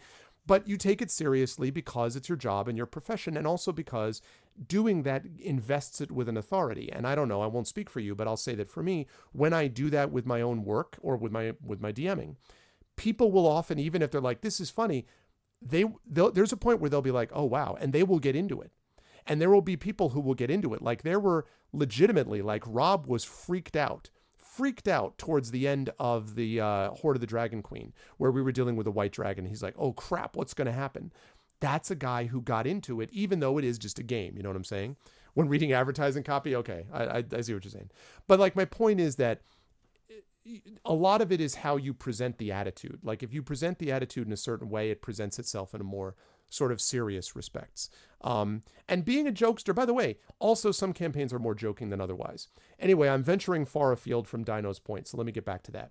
So I would say, Dino, that if you were dealing with a player that was basically super rules lawyer and the other guys are not that way, the other people are not that way, then it's up to your DM to be like, you know what, we're going to have to move on. We can't have you in this campaign. I'm sorry. That's a difficult conversation. I've had to have it once or twice. It's not fun. But sometimes you have to do what's best for the game. However, with the autism, it makes it a little bit more difficult. And I guess what I would say is one of the things your GM could do, this is dangerous, but it depends on whether he thinks or she thinks that this person is capable of sort of doing this and being sort of good with it. You can almost help solve the situation by making the autistic person almost like an assistant GM. And by that, I mean, you have him be someone who does, like, as playing, becomes the person who organizes different aspects of the group. So like, they're like, okay, I'm a DM, I need you to be able to tell me, sort of like keep track of the party's inventory structure so that I know that the party has X number of inventory stuff. I need you to be able to tell me how the party is positioned tactically, right? Stuff like that, so that you're almost channeling his sort of desire for like specific input and like, I want to be able to do this in a certain way. And if not, then my world is thrown off, which is often an issue with people who are on the autistic spectrum. That way he can feel like he has control over an aspect of the universe without feeling like he's disrupting everybody. Like, in other words, you give him a section from the very beginning. So that, I think, might be helpful in that case, because I agree with you. You don't just want to say, no, get out, this isn't for you, because you're dealing with someone who actually has autism, and therefore that's a different ball of wax. But I think you can do it in such a way that it's not going to be disruptive to everybody else by having the dungeon master do it directly. If it's not going to work, if the person is not willing to do that, then even if they are autistic, and even if you'd rather not do this, the DM may have to just say to him, I'm sorry, but we can't have you in the campaign anymore, because the DM ultimately is responsible for the fun of everyone in the group. If there's 5 people in a group and one person is the negative Nancy who just keeps saying the same stuff over and over and over and over and over again, at some point you got to be like, dude, I'm sorry, but like, this is not going to get the job done. At some point you need to be able to think about the good of the whole. But I would try that first. I don't know if that's possible, but I would try that first and see if that's a way that maybe that situation could be addressed. And also, having the players on board with that would also help. If you can get the players on board and sort of be like, here's what we're dealing with, guys. Can you help out? Can you, that sort of thing? That would also be helpful as well. And again, your DM may have done all of this. That's not an easy question, but that's one thing that might be able to help it. So that's what I would say. I want to play with that Mercer, but who doesn't? Thank you for the host, Wolf Boy. Thunder! I'm terrible at remembering following rules.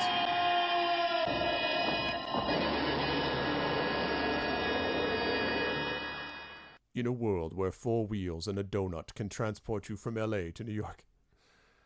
Yes, I would say that's true, day _ yeah.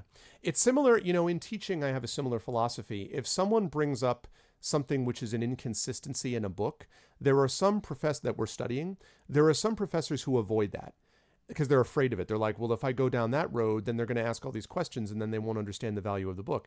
That's not the way to think about it. The way to think about it is, I need to address this situation, so I'm going to address the situation by going right at it. So I go right at inconsistencies. I go right at them and I say, okay, well, why is it that we have a situation where the author represented the character in this way at this moment? The character seems to be behaving inconsistently here. What do we make of that? Like, I go directly at it. And I find that going directly at it is much more helpful, I find, than just sort of pretending, like tap dancing around it and being like, nope, it's Shakespeare, can't possibly be wrong about anything. Go after the inconsistencies. And I would say the same thing for DMing. Go after, if the guy is causing problems, speak to that problem. By the way, it also works with students. If I have a problem student, and I've had them, if I have a problem student that is disruptive to the class or who acts like a know-it-all or whatever, I will often talk to that student after class. And I'll be like, let's talk a little bit, or I'll have them come to my office hours and I'll be like, how can we work together here? Like, how are you feeling in the class? That sort of thing. And I don't do it defensively, and I don't do it in a way where I'm like, you're going to toe the line, mister. I mean, I'm not a drill sergeant, but I work with them. And I find that 9 times out of 10, that diffuses the situation. Not always. Once in a while, once in a great while, you have a student that's just not going to be with it. And I've been teaching for over 20 years. I've had probably maybe 2 students that I never really got a handle on. I mean, they weren't disruptive, like they weren't dangerous or anything, and they didn't like yell at people, but they were just, I never really got a handle on how to deal with those students. And in a way that wasn't really being unprofessional. And so, but 2 students in 20 years, I think, is a pretty good ratio. So interacting with them makes a big difference. Oh, he's part of the campaign you're GMing. It's really hard, Terry. It is hard to tell them that. Yeah. But sometimes that's what you have to do. Also, I would point out, by the way, you guys will notice this. Dungeons & Dragons on Twitch, that's also a little bit of a show. You're putting on a show. It's not just D&D for your friends then. It's D&D for your friends, and it's D&D for your viewers. And that means there's a little bit more of an element of spectacle, a little bit. I think it's great. I think it's great for D&D. I think D&D is beautifully works with that, but it is reality. And so just sort of getting buried in the weeds. When I go into D&D streams on Twitch and I see people being with these terrible microphones, just being like, well, I don't really, okay, Bob, what? Burp. I'm like, what are you doing?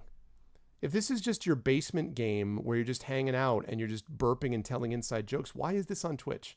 Why bother to stream it if you're not going to pay any attention to your viewers at all? So who is my favorite dragon mod? There is no question that my favorite mod who has a dragon connection is Shadowed Mage. No, I'm just kidding. It's obviously Dragonspear, the finest dragon-oriented mod that I possess. Old Man Henderson approach? What's the Old Man Henderson approach, Wolfboy? Oh, thank you, Dino. I appreciate that, man. Oh, I think I saw Ido had a question for me. I'm sorry. Is Ido still here? Yeah, you're still here. I'm sorry. And I also, am I saying Ido properly, Ido, or is it Ido? Is it Ido or Ido? How did you arrange your streaming desk? I don't know that I want to take you on a tour of my streaming desk because it's a bit of a mess, but I will say that it's an L-shaped desk. So right now I have the bottom of the L up against the wall. My window is over there. I've got this thing back here that you can see sometimes you can see the printer on and stuff like that over here. And then of course the book's back there, but the table goes like this way. So I've got over on my right side, I've got my compressor. I've got my tape recorder player, which I never use. I've got my NanoVerb that allows me to do things like this. I've got my second mic. I've got 2 sets of extra headphones. I've got my mixer. I've got my cable modem. I've got my wireless router. I've got this thing that I use for wireless rehearsals called remote rehearsals called Jamlink, which I have up here. Then I have my speaker. Then I've got monitor number 1 on my right. I've got monitor number 2, which is my main monitor. That's the one right in front of me. And then I've got monitor number 3 over to my left. And I've got my VCR underneath it, actually. I use my VCR to transfer tapes over once in a while. I've got my Wii U and my Retron 5 underneath the monitor because it's up on a stand underneath that. So that's the way it works. Oh, man, you want to see the mess. Okay, can I show... Let me make sure I'm not going to be showing any, I want to make sure I'm not showing anything, really valuable. I'm, looking to make sure I can cover over passwords and stuff. Okay, this is going to be messy, guys, okay? It's going to be messy. I don't even know how much I can show you, actually. Hold on a second. Okay. Here we go. So, we got the, whoop. All right. So we've got the printer here, right? Yeah, put some pants on. You put away your cocaine. Okay, so we got that, right? Then we've got my phone. There's my headphones. There's the printer and the NanoVerb. That's my mixer. You can see the router, and you can see the cable modem, and then the jam link is that blue thing. Down below, you guys recognize that. That's my Wii U controller. And I've got my little, this is the network thing that I use to get networking downstairs. This little thing, it's like an electrical network. You know, you plug it into the wall and it does that. That's my external hard drive. Those are pictures of people that are important to me. My water. There's you guys. Say hi to yourselves, chat. That's my rightmost monitor. Here is my main monitor. Monitorception. And there's my desk in front of it, which at the moment is kind of a mess. See? I don't know who does anything of this, right? We got that stuff. Then we've got there's the Wii U and there's the Retron. I have some bags on top of it. Here is a drawing that my daughter did. And you can tell that it's a drawing that my daughter did because it says this is for you, Dad. So I mean, so that's how I know. Then I've got this. Oh, check that out. Showing. I'm still not finished with this book, believe it or not. Oh, man. And then over to the left, we've got, there we go. We've got this third monitor. And right there is VCR. And there's my CD tower. So see, there's my CD tower, which has the various computer games, which fortunately I'm not adding anything to anymore because I'm all out of them. So I know at Classic Horror. It's one of those games that I just didn't, one of those books that I never had a chance to read. And then I started reading it and I'm only like halfway through because everything in the world happened. So that is the monitoring system. Oh my God, it's the underside of the mic. Okay.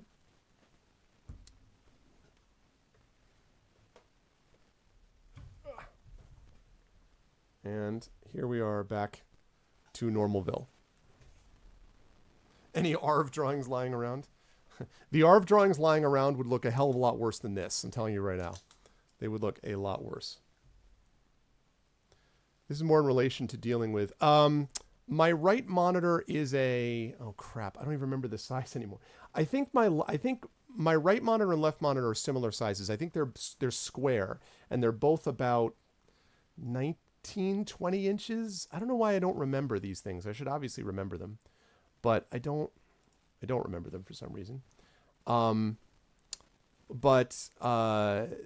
So I need to... Where do I have my... Uh-oh. I don't have my thing. I need to find my measurement thing. Because I think this Acer that I got is like a 27 or a 28 inch monitor or something like that. That's the main monitor here. And then the left is smaller. I think it's like... I want to say it's like 20 and 20 or 20 and 21 or something like that. And then this one in the middle is a pretty good size. The one in the middle is like 26 inches or something like that. This, by the way, I highly recommend. This one in the middle is actually... don't do that.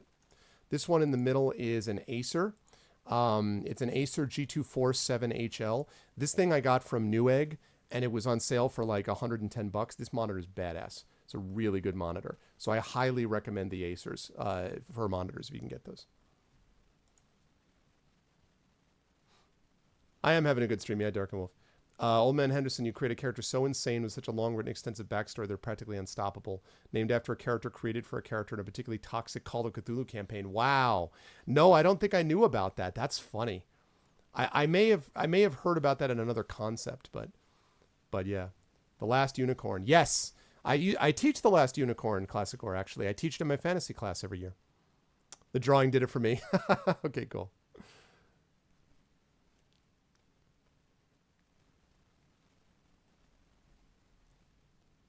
Yes. 5 p.m. That's correct. Yes, that's right. We, the ARV Vocalists, are going to be on Saturday. We're going to be playing Phoenix Wright, with the incomparable George Ledoux, with Mew-Chan, also known as BB Wolf, with Rob from the Game Crashers stream, with Trendane, and with Russ Guberman. That is coming up on Saturday. Yes, you speak the truth, sir. Thank you so much, George. Very, very good stuff. Yeah, it's really, really great stuff. So, we got a good turnout tonight, guys. The turnout has been great for this. I'm really glad.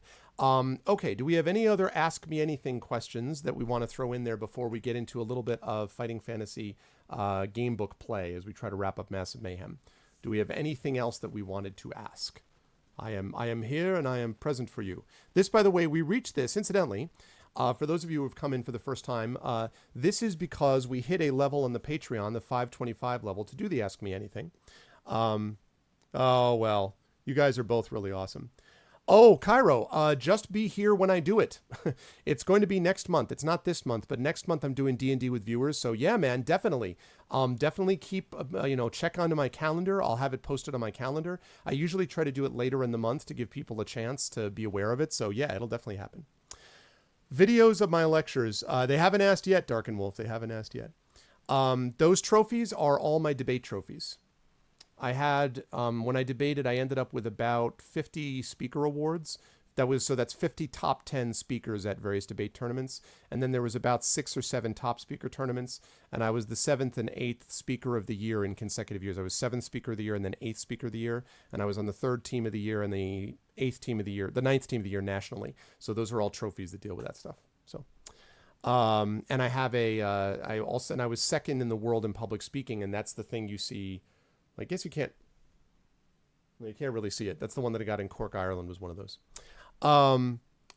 Yeah, so anyway, so this is the thing. This Ask Me Anything is because of the Patreon that we reached. If you guys would sub to me normally, please consider doing so. This right here is the Patreon. It is !ArvTreon.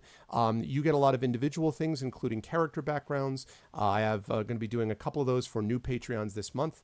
Epic poems, which can be written about you. At a certain level, you get critiques of your writing. At a certain level, you can get a copy of one of my band's albums sent to you by me, signed by me. So there's a lot of things for that, and the channel as well. When we get to 550, the aforementioned our vocalists will get a raise. At 575, we will have our own permanent Discord server that's going to be coordinated by Kilobyte. And at $600, we will have a Talisman tournament.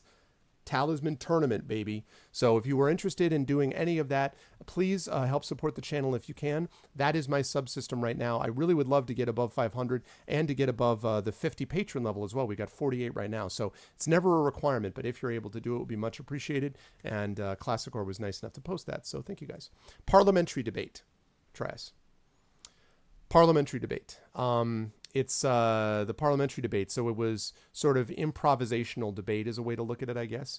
You're given a resolution, like a particular line, and then you have to make a case out of that resolution. In fact, I've often thought that it would be interesting to do those debates on Twitch. I should think about doing that. I should think about getting a remote debate with myself and Russ, because Russ was the reason I know Russ. I'm friends with Russ is I coached him in debate. My friend Story, who I don't think you guys have seen on stream. I should think about that. It'll be interesting to get some debates on there. That'll be neat. How many hats do I own? I have, let's see, flat hats. I have 4 flat hats. I have a blue one, a red one, this one, and a brown one. I have 4 flat hats. I've got a Justin Timberlake-ish brown hat, but I never wear it on stream because headphones doesn't work with the headphones. I've got a blue straw similar hat like that, same reason. I've got about 6 baseball caps, but honestly, I only wear 3 of them really, which is my Boston Red Sox, my Steelers cap, and then I wear my Hartford Whalers cap as well, baseball cap. And the last thing is I have a couple of stocking caps, like, the winter hats. One of them is the University of Glasgow. And I got that when I debated at the University of Glasgow, the World Debating Championships in 2001. I got that hat, and I still have had it ever since. And I have a Boston Red Sox winter hat. So, sure, Cairo. What games do I have planned for future streams? Many of them, EXE. I have, in fact, there should be a game order. Is it games? Is it game order? Oop.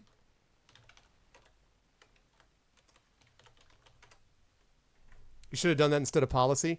My friend Russ did policy, and I used to joke with him all the time. I'm like, oh, you did that speed talking thing. You did the speed thing. Policy is where you talk really fast like this and you try to put together incoherent sentences because it's really important to be able to do that in conversations around. You try to put in different kind of facts and things about that. Like, for example, that nuclear war is something which can happen even from giving a child a piece of candy. And if you are able to present that in a way that you do this, that kind of talking is what they do in policy. It's called spreading. And to me, it blows. It's not debate. To me, it's just people talking really fast like this. I'm just joking. You can get some good things out of it, but man, it can be speed talking plus giant cabinet of files. There you go. That's exactly right. What was I going to say? Oh yes. So games I have planned. Well, for some reason, I don't know why I'm not finding that. I should be, but that's okay. So I will tell you exactly the games that I have that are planned. I am going to be playing Dishonored 2. When I finish that, I'm going to be playing Shadow Tactics Blades of the Shogun. I'm going to be playing the Telltale Games Batman. I did the first chapter of that, but I want to do the other episodes. I'm planning on playing Skyrim Enderal. It's basically a full conversion adventure for Skyrim, which looks pretty awesome. I'm planning on playing Mass Effect Andromeda. I'm planning on playing Legend of Zelda: Link to the Past. And then Deus Ex Human Revolution, The Witcher 3, Lunar Silver Star Story, and then DLCs for various games like Pillars of Eternity White March Part 2, for instance. Arkham Knight is somewhere in that list. Trails in the Sky second chapter, and it gets really fuzzy after that. Like Divinity 2, maybe Heroes of Might and Magic 3, Assassin's Creed. Like some of them after that are kind of up in the air, but yeah, so that's the sort of thing. Total conversion. And no, I am not playing. No, I'm not playing No One Lives Forever 1 Dragon. Oh man. Let's see. Yeah, man, you got to do that, Wolf Boy. What movie do I enjoy the most that has the worst writing? Ooh.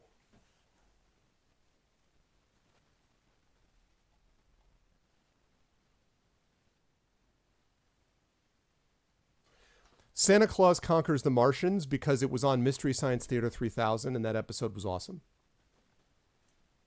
The writing on that redefines bad writing. It's awful. The movie is awful. Awful. Awful. But it's funny. So definitely that. Oh, Dino. Dino, I have been playing Tyranny on GOG. On my Pen and Pixel stream, I've been doing a whole series of Tyranny. In fact, John Helfers, who was on my stream, John Helfers wrote the guidebook for Tyranny. And I did a special stream with him on that. So I've been playing Tyranny. I've been doing a series of it the last 2 months over at GOG. I love Tyranny. It's a great game. So let's see. How's the Twitch partnership application process going? You know what, Dark and Wolf? Slow. I've tried and I don't know. The problem is, I mean, I'll just say it quickly because I don't want to get too much into it, but I'll just say that they want to see better numbers, they claim, but they're inconsistent about it because I know for a fact there are many people that have partnered with far worse numbers than mine, far worse. I think that what we're doing here on Twitch is fairly unique. I think we have a great community. I think the stream is pretty professional. I think that we should have been partnered a while ago, frankly. I mean, I'm not saying it's a requirement. Obviously, no one owes anything to anybody. But so it's hard not to be a little frustrated by it. But at the same time, you know, I've tried also in the creative front. The creative people were also really nice. The creative people, their basic thing was they said that not enough of my streams are under the creative mantle, like under the creative like category. But they were much sort of more, I don't know, sort of understanding. I sort of seem to hit a wall in the other direction. So the only thing I can say about it is the more that we continue to keep our numbers up there, and it certainly helps to be able to talk to people about it. You know, if you are talking to Twitch staff or Twitch admins or something like that, and they ask you and they're like, you know, I'm thinking about other streamers, you can be like, look, I think this guy's excellent and you should really consider partnering him. Like, I really want to partner. I would sub to him immediately, blah, blah, blah, blah. I mean, the Patreon, part of the reason we started the Patreon was to demonstrate that there's support here. And we have 48 patrons and almost $500 here. And it's hit $526 at its maximum. That to me demonstrates that there's support for the channel, financial support. So I don't know, but I'm, I don't want to get discouraged about it. The real reason I want partnership, honestly, is just for the transcoding, because I want to be able to give you guys the best experience. Also, I would love to be able to have partner help so that when I do special events like with Ed Greenwood and stuff like that, that I can, get the partners to hopefully mention it or list it on a page. But so we're working on it. We're still trying. And the D&D sessions definitely help with that. Family vacation, get to meet some of us. Oh man, I would love to go back to Germany, Classic Horror. You have no idea, man. I really enjoyed Germany. I'd love to go back there. I'd love to take my family to Europe.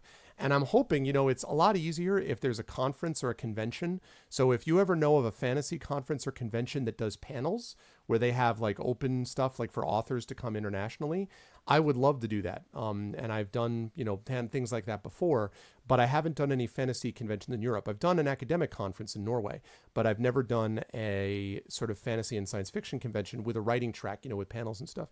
But if you guys know about them, please pass on my name to them and please spread the word, because I'd love that. I talked like that when I had too much coffee.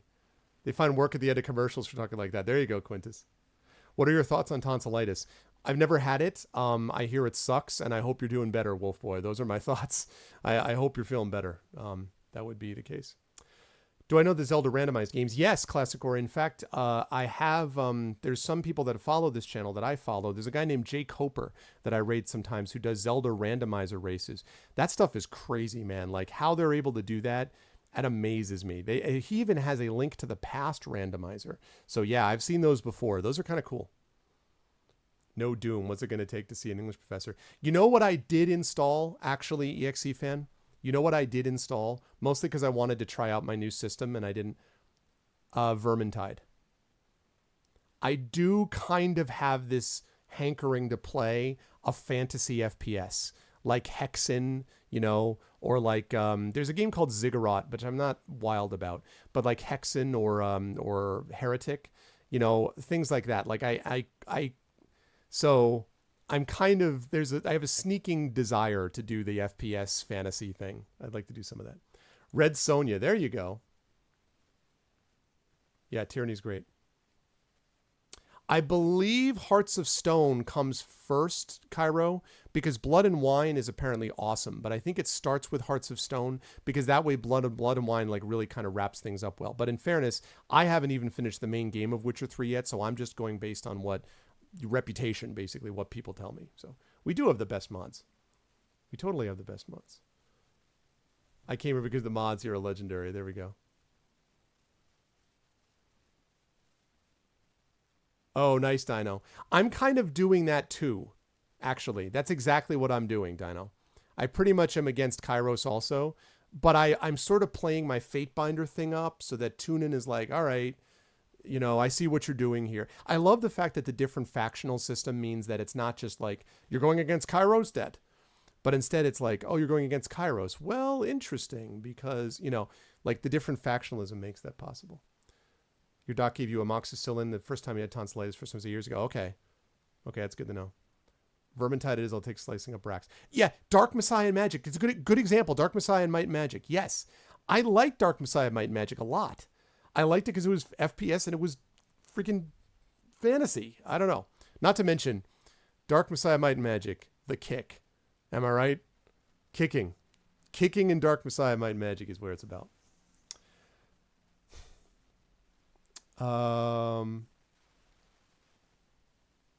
RPC Cologne, Wolfgang Holbein did a reading. Nice. Well, like I say, Classic Or, I mean, I don't, if you can pass my name on, the thing is that I can't just randomly, because I don't have the time, I can't randomly send stuff around. But if you know of a specific place that welcomes international speakers, like, with my profile, you guys know my profile, then that's the place to then pass my name along. Like I'd love to know. I'd love to be able to do that. So yeah. And if you happen to have a connection with the organizers and you can be like, hey, here's this guy that I think you should invite, please do so. I would, that would be great. What book or movie? Yeah. Or kicking. Oh, I see what you're saying, but more focused on ranged. Yeah, well, just more variety. Like, I like the idea that you could do more things than just in Dark Messiah, but Dark Messiah is pretty close. I would not mind having, like, an updated Dark Messiah Might and Magic. You could do worse, I kick him off clicks into traps. That was the best. Oh, man, kick him into traps. It was the best. What book and or movie was most influential in your life as far as how you think about, view the world? That's an excellent question.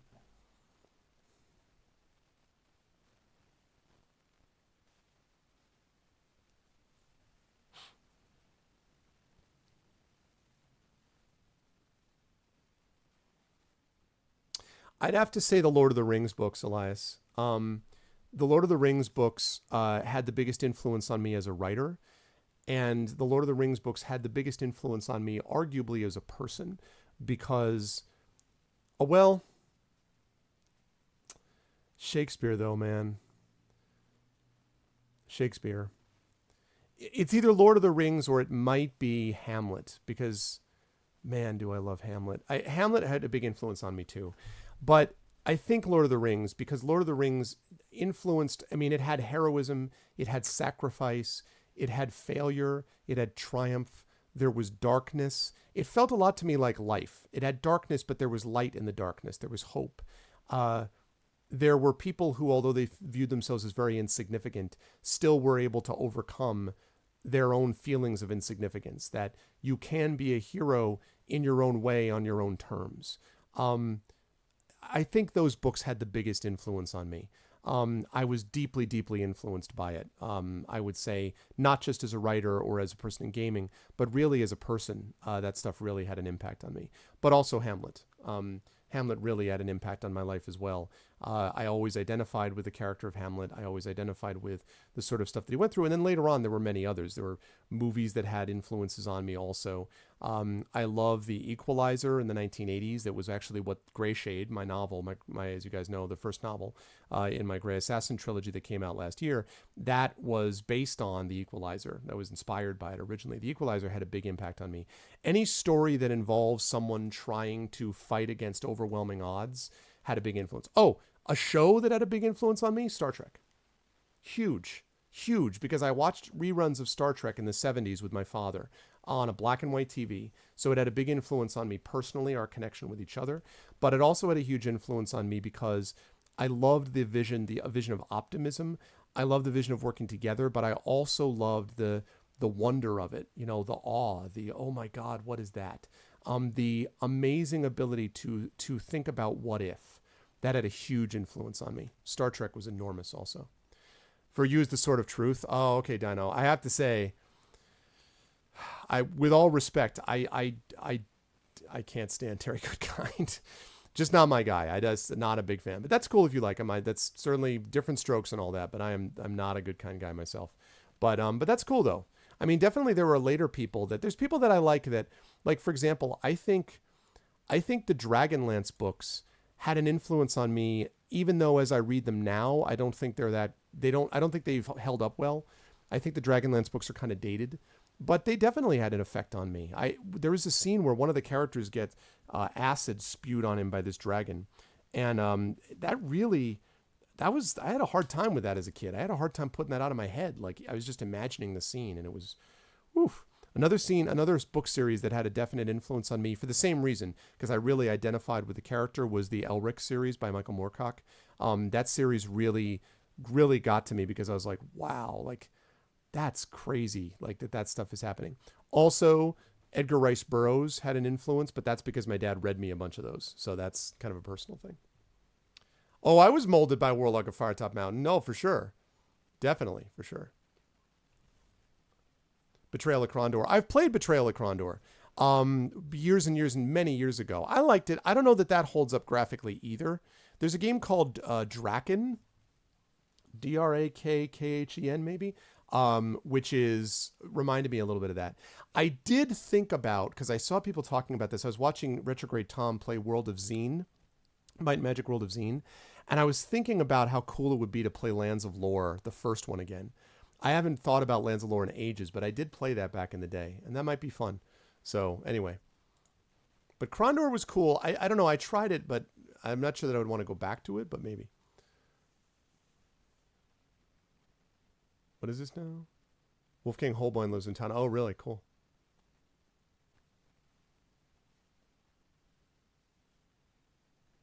I know. Sorry, Dino. I know. You're wounded. I know. Sorry. I'm glad you haven't heard my anti-Goodkind rants. That would be scary. Wheel of Time was good. I like Robert Jordan. Yeah, Robert Jordan was good. But I only read the first few books. I think I read the first 3 books, and then I was like, because I got too much other stuff to read. So, yeah. Victor Smilsky, I have never heard of. You hated the original Dragonlance trilogy? Yeah. Well, it depends also on when you read it, I think, Beautiful Bear. I mean, I read Dragonlance. You got to remember, I was reading the Dragonlance series when I was like 13. And, you know, when you're 13, 14, I was like, oh, this is serious. And it's D&D, and I love D&D.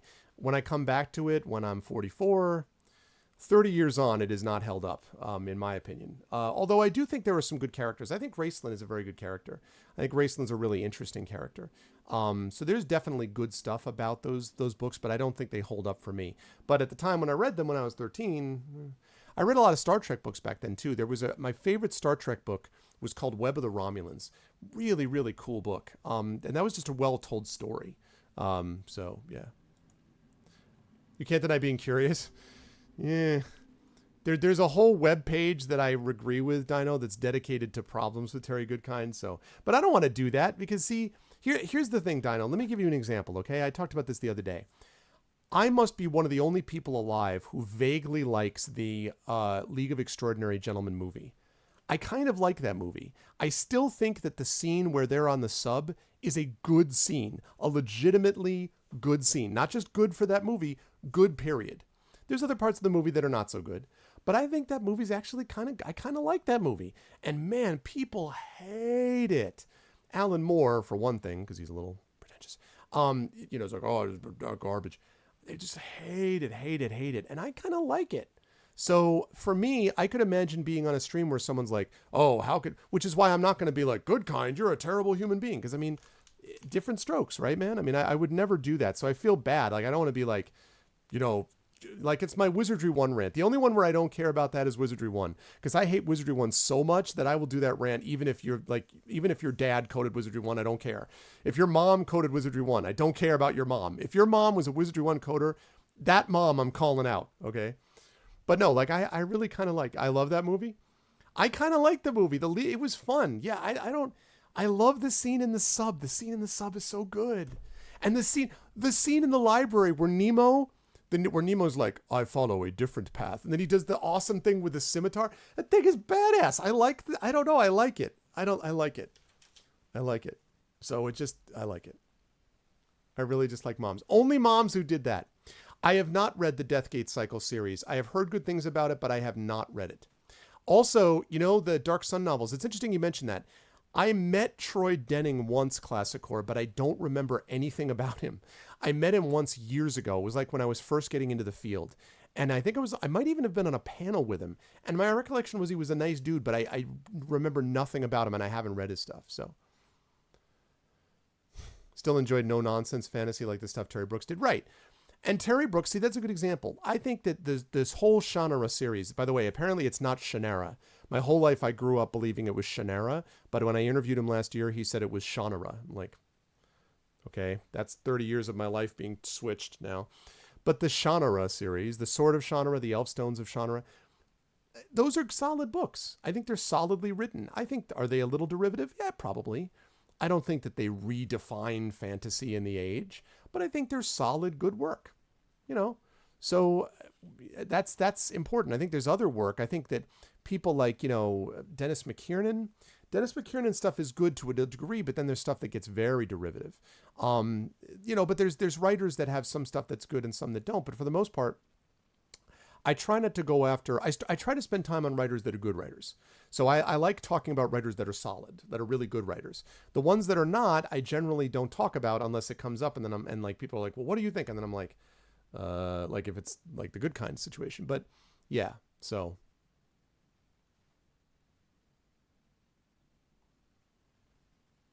Poor Wizardry moms.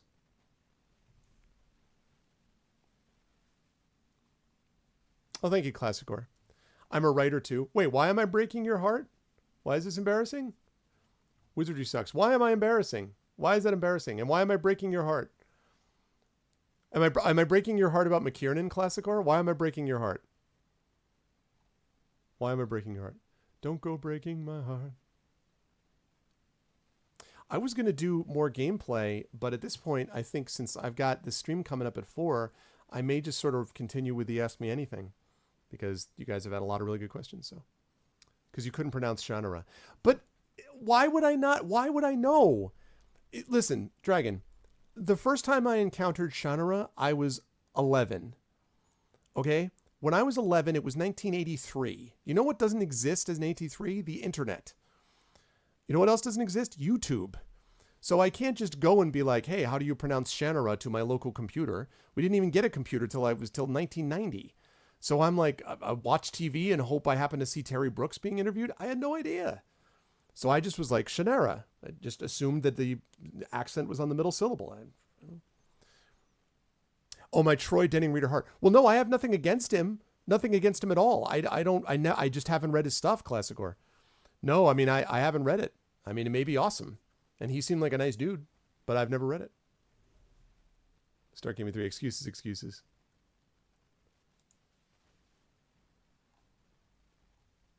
I wasn't even born yet back then. Well, but see, that's even pre-PC. See, I got my first PC. We got our first PC in 1990. And it was a Packard Bell 386. And I remember the first game I played on it was Battle Hawks or something, 1942. I think I still have that somewhere. And it was like a World War II, fighting game, and it was in retrospect it was dreadful. And then I got my first PC, was a leading edge PC, and I used that when we went off to college in 1992. When I literally left after the first 2 years, I went as a junior then to the University of Connecticut stores. So then I moved into the dorm, and I got a leading edge 486, and that's what I played Ultima Underworld on. And that game was enormously influential on my game playing. Ultima Underworld was where it was at, man. And I even had a MIDI keyboard next to it. I still have that MIDI keyboard, and I played the music through it. So whenever it was the dun dun, and then the combat. That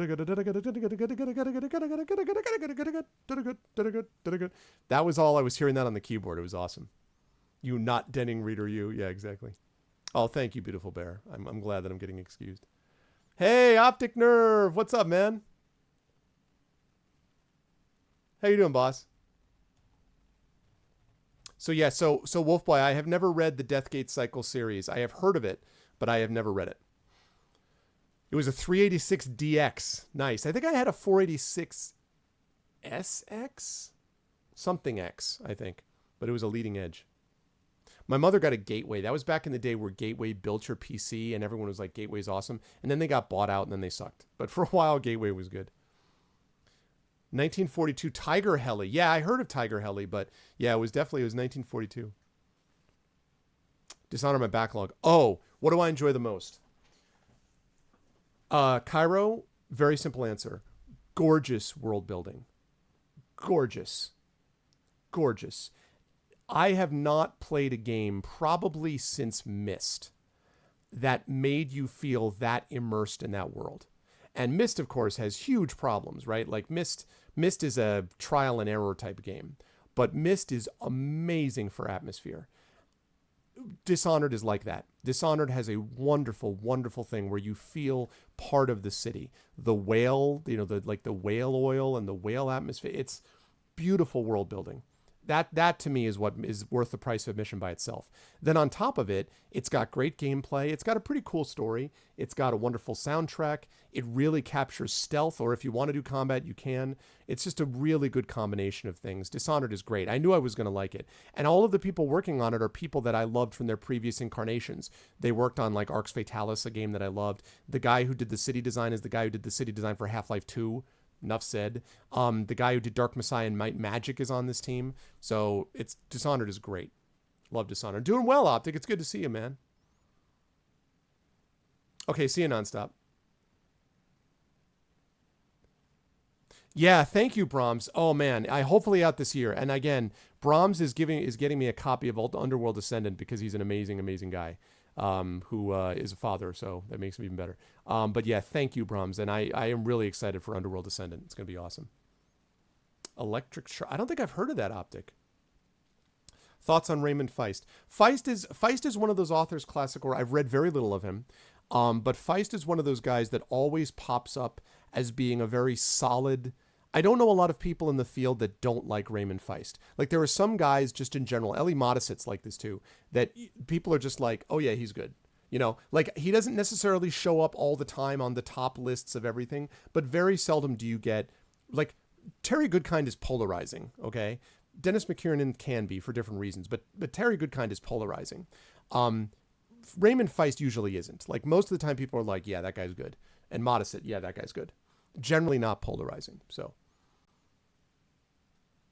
all of it is based on logic. That is a flat out lie. Jagtress, there are parts of that game where you have to open the rocket ship where it's like, press this button, turn around 3 times, lift the string up, eat a hamburger, and the door opens. Okay, like logic and Myst, are you joking? I promise you that is not the case. As someone who beat his head against the wall of that flippin' game back when it first came out, that is not the case. There are parts of it that are logical. There are parts of it that unless you have the logic of the Myst developer, your logic is, I know the developer, it is not logical. I love you, Jagtress, but no. Denied. Incorrect. No, you're welcome to have whatever opinion you want, but no, I totally disagree. It is not based on logic. Wow, Elias, there you go. And in that original 486, I ended up getting a Sound Blaster 16. Later was upgraded to a Sound Blaster 64. The last sound card I ever had was a Sound Blaster X-G. You see what they did there? That was an external. I love that stuff. Yeah, Mass Effect Witcher. But immersion world building, Cairo. Yes. I'm telling you right now, Cairo, immersion and world building. I'm telling you right now. It would remind you a little bit of what it's like in the original Thief with the sound design. One of the best parts of Thief is its sound design. In fact, I think it's possibly the best sound design ever done for a game. Extraordinary how good the sound design is. And that helps immerse you in the world. Same thing with this. I think it's beautifully immersive. Again, it's not a perfect game, and I think the DLCs actually make it even that much better. Knife of Dunwall is an amazing DLC. Oh man, is that DLC good? So I love Dishonored, but I loved it largely because of how good that world was. There's the world building was. There's one scene in particular, one section where you're going through this factory for refining whale oil. It's harrowing. I mean, it's really good though, really good. RC Stuntcopter and Warthogs. Wow. I remember Warthogs a little bit. Oh, yeah. Harvey Smith. Exactly. From Deus Ex. Exactly. I'm sorry, Chloe. I forgot about that. Yeah. Dishonored also has Harvey Smith. Yeah. No, for sure. Harvey Smith. You got your epic graphic novel. Yay. Oh, thank goodness. Optic, remind me, though, I need to talk to them about the challenge coin, too. I'm so sorry it took that long. Optic, I was saying before you got in that we've got a project manager for book 2. It's not going to be done through Silence in the Library this time. And so I have a feeling things are going to be, not a feeling, I know things will be done much more speedily this time. I'm so sorry you had to wait. Thank you for your patience, Optic, really. Thanks, Proms. What about the Discworld games? I never played the Discworld games, and I love Terry Pratchett. I have mentioned before that I really like Terry Pratchett, and I really need to read more by him because I've only read about 3 books by him, but I love those. My favorite by him is Reaper Man. Reaper Man is so good. Oh, I love Pratchett. The sounds do not direct you. No, it's a lie. It's a lie.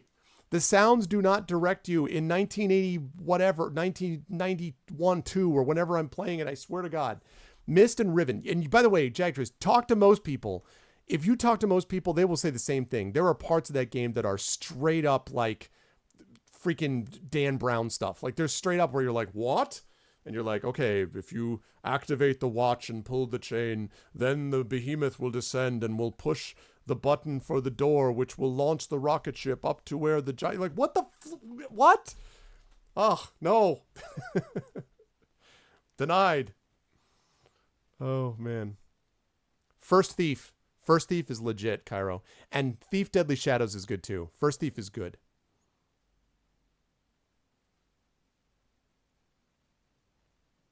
But you know what? Here's the thing, Optic. You can play Dishonored not as a stealth game. You can play it as just kill everyone in sight. It's a little harder because then everyone knows that you're going to be there. But you can have a high chaos game. It does affect the ending, but there you can totally do that. You can totally do that.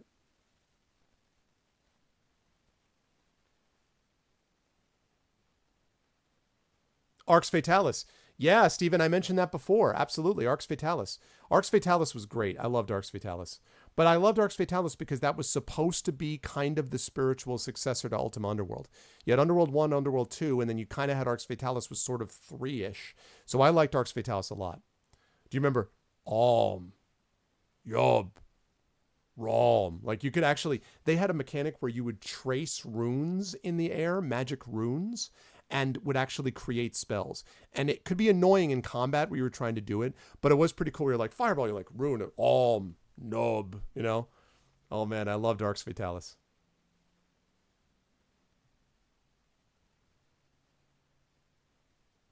The scene with the Goblin King? Yeah.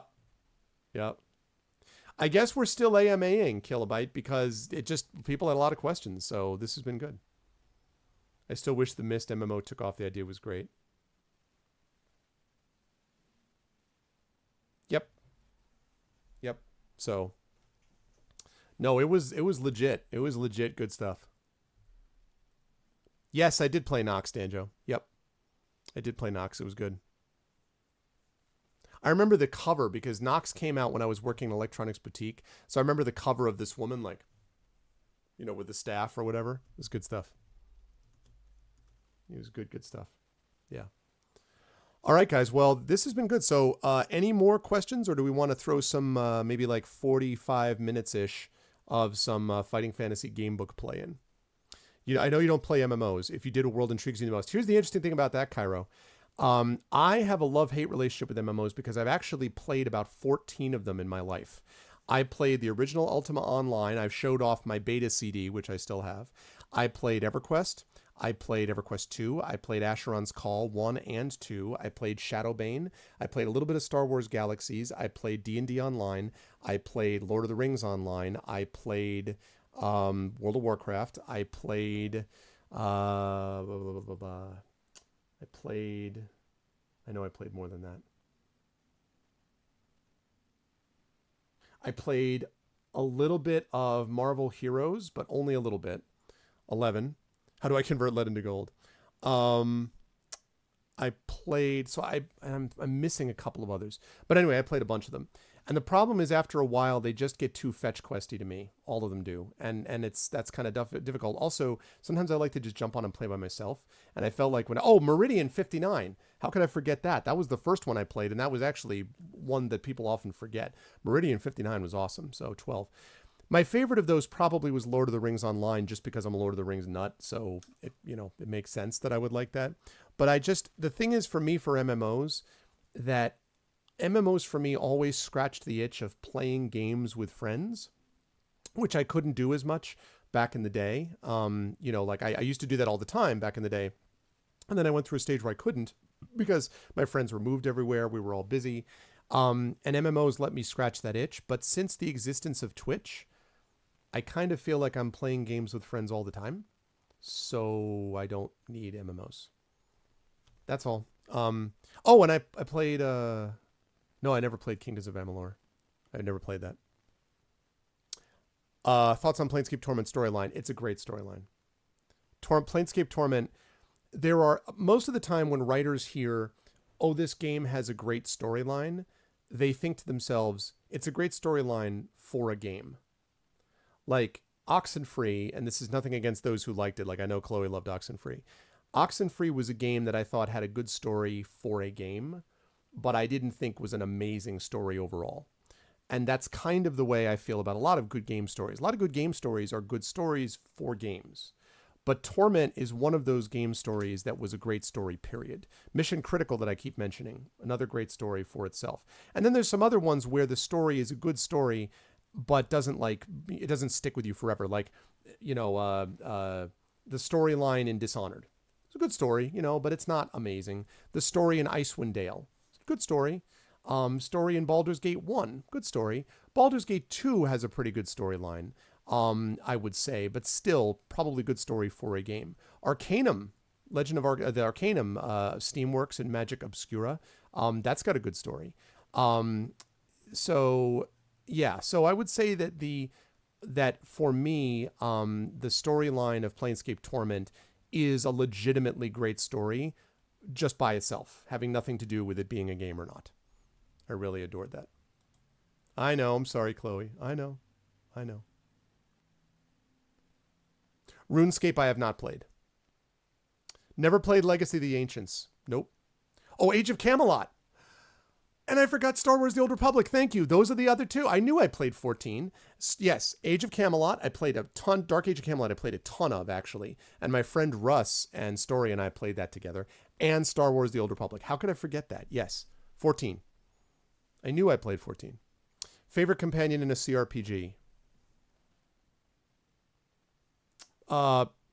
Mort. Or Morte. However you pronounce it. Mort. The flying skull in Torment. He's a flying skull. Great lines, great, story aspects. So yeah, I'm actually really liking Kills and Shadows, which is the Beast Woman companion you get in Tyranny. I'm really having fun there.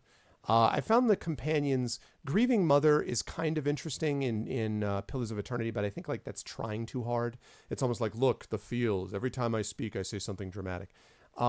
So I would say my favorite companion probably, although if we're going to say companion that had the biggest impact on me when something happened to the companion, man, the horse in Shadow of the Colossus. Man, the horse in Shadow of the Colossus. I don't know if that counts though, but oh man, that was tough. Secret World, yeah, I know that Outstar and Memories in 8-Bit played a lot of that. Toontown, no. Aside from Wizardry on NES, what's the worst game you ever played and why?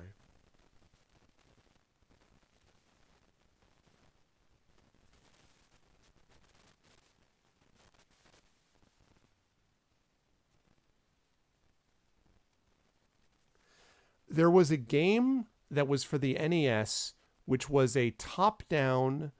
It looked like Dragon Warrior, but it was 1,000 times worse. And the end of the game was congratulations. Actually, but I think it was spelled congratulation. Congratulation. That was the end. That's not Ghosts and Goblins, which also misspells that word. Ghosts and Goblins was although it was brutally hard, was a good game getting up to that point. But this game was just sucked. And I think I completed it because I didn't have a lot of games. So I was like, any port in a storm. But that game, and I can't remember the name of it. I've heard of the Dark Heart of Ukrul, but I've never played any of it. But yes, I know.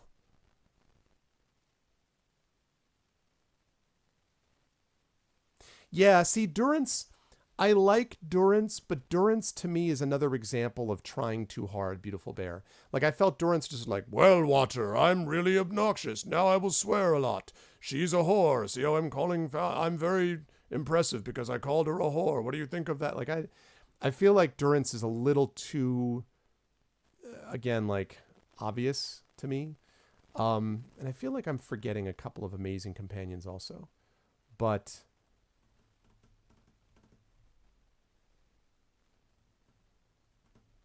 Mass Effect had some good companions also. Actually, I'll give you one. You know what? There's one companion that I adore from modern games, Thane, in Mass Effect. Thane is badass. Not only is he awesome as just a character in terms of like he's an assassin and blah, blah, blah, blah, but also Thane, this idea where he sometimes experiences the past as current circumstances. Like it's currently happening to him and like that. So it's happening as he's going through it. Oh my God. And I love Thane as a character. Oh man. Kasumi was cool too, now that I think of it. But Thane was amazing. And that there's a scene where he goes up against Kai Lang, who I freaking hated. And oh man, Thane was badass. Heartbreaking loss of a character I've had from a game. I hate to bring it up because I'm worried about spoiling it for people, but I'm just going to say the word Shadow of the Colossus and leave it at that. That was difficult.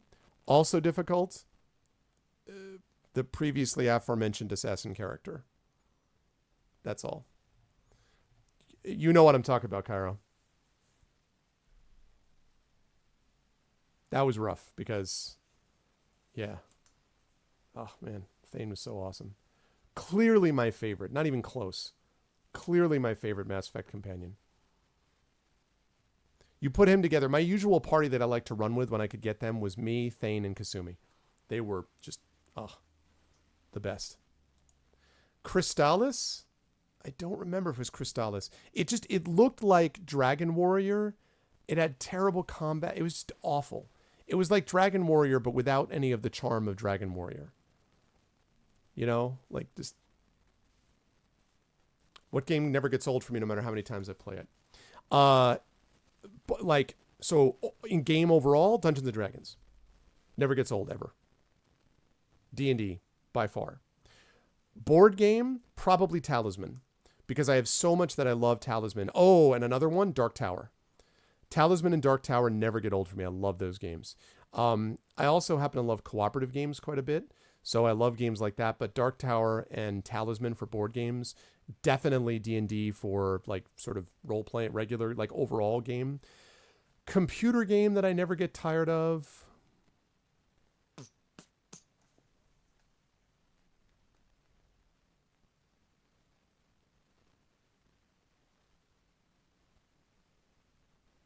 Probably Baldur's Gate. Oh God, Narnman, really? That's funny. So probably Baldur's Gate. I don't think I ever really get tired of Baldur's Gate. Every time I go back and watch that being played, I enjoy it. Every time I play it myself, I enjoy it. I like Baldur's Gate. Kasumi. Oh, yeah. Dude, the reason Kasumi's so awesome is because she's so good in a fight. First of all, I like her character anyway. In fact, I would have romanced Kasumi if that was an option. But she's all hot and bothered for this guy who's not even alive. It's like Passengers in reverse. But no, Kasumi, like, I mean, Kasumi was so good in a fight.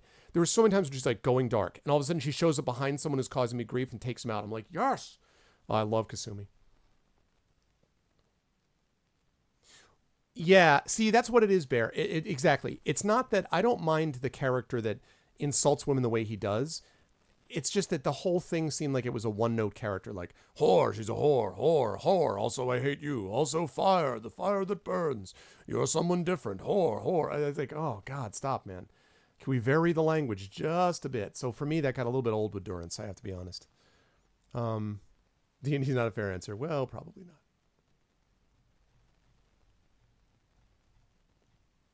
Hydlide? Yes, it's Hydlide. Oh, Kilobyte, yes. Oh my God, Hydlide. It's so bad. It's so bad. Hydlide is so freaking bad. Oh my God, Hydlide. Yes. It's so bad.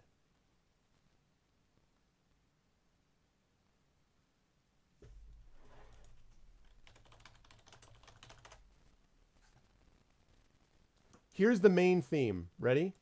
Here's the main theme. Get ready for it. Here it is.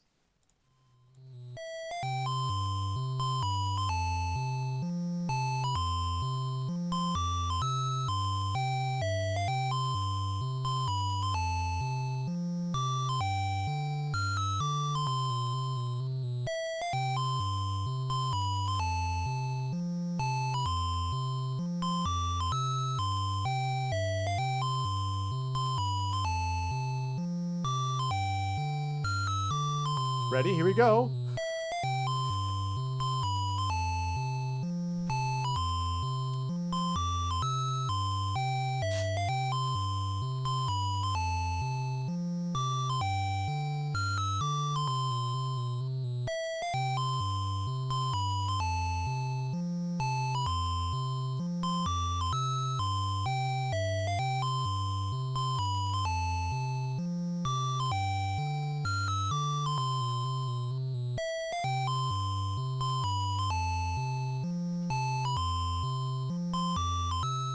Shut up, shut up! Oh my God. That is the music. But wait, guys. But wait. Wait, though. Hold on. Get ready to PogChamp. Get ready to PogChamp. Because wait, guys. You think that's the only music that's there. But wait a second. Wait. Get ready to PogChamp. The Hydlide boss theme.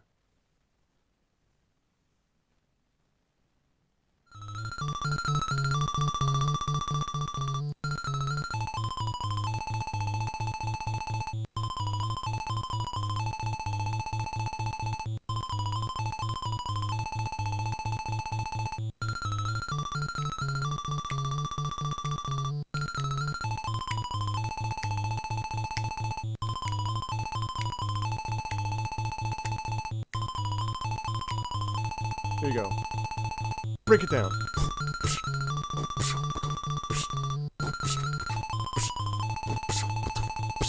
Chicka chicka chicka.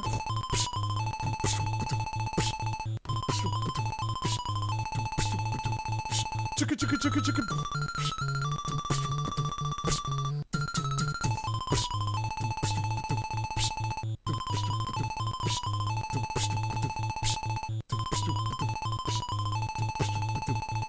Chicka chicka chicka chicka. You see what I'm saying? That was highlight. That was highlight. And the gameplay, just as bad. And I hear these people being like, it's influential. Do you know why games like that were influential? Because they were the only games that existed.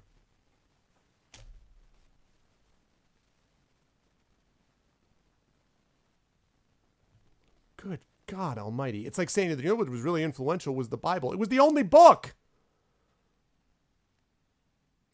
You know, I think the Dead Sea Scrolls had a real impact on people because there was no other scrolls. That's all there were. Good God almighty. Like, I mean, this game was really powerful. Yeah, because it was that or Pong, okay? Oh, God, was Highlight bad. Yeah, influential. Don't ever do this. Oh, man, Kilobyte, I can't believe that you remembered that.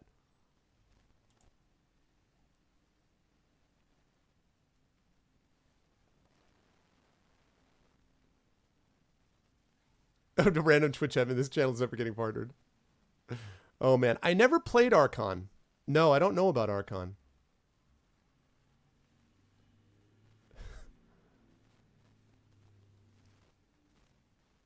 Oh, I know what you're talking about, Elias. Yeah. But you know, actually, you know what had a really powerful impact, even though it wasn't like, oh, I'm really sad? The loss of a certain character in Arkham City. That was really something. I was like, whoa. Whoa. Yeah. And you guys probably know what I'm talking about if you've played it. Instant streamer. Right, exactly. Right. And they didn't have something like bank switching or something. There was something about it that caused it was like so bad. Oh my God. Very good kind of raisins of writing. Yeah, I don't remember Archon. Oh, C64. I do remember, actually, let's see.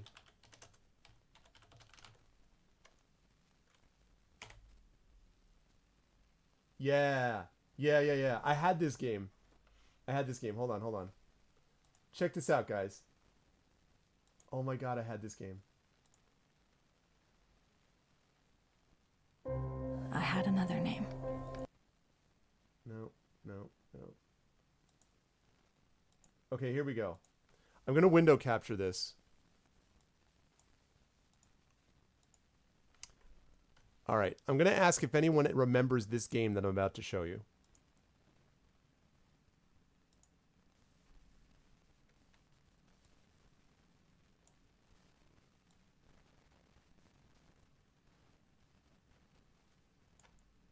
Okay. See if any of you remember this game or have heard of it before. This is... Wait. He Are you knows what he's doing. Don't talk. There we go.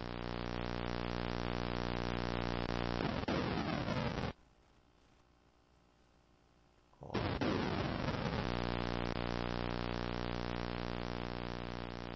No, I have not, Optic. Here we go. I'm going to full screen this for a minute.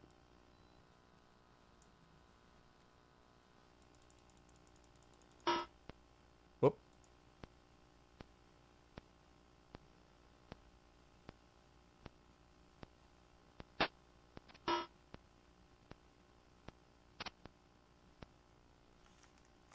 Prepare.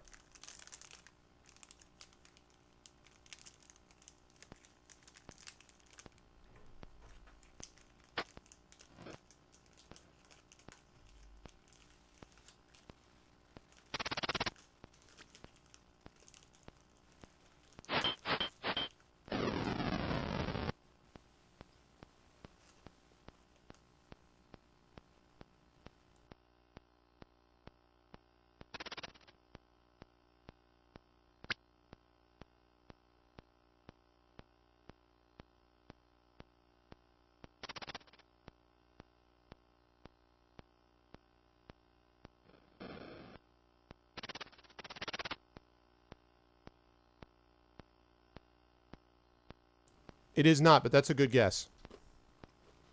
It's not wizardry, but good guess, Funkmaster. I actually played Ravenloft Strahd's Possession on GOG.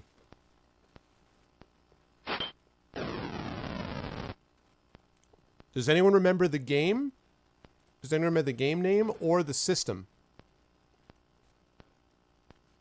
Oh, I played that. Neverwinter Nights on AOL. Hell yeah, Quintus. Yeah. Does anyone remember the game or the system for this?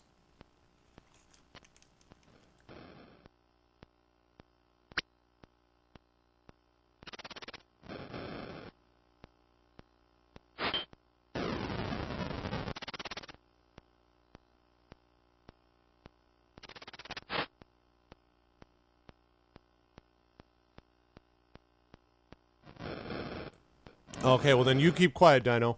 Okay, well, if you guys saw it, don't say anything.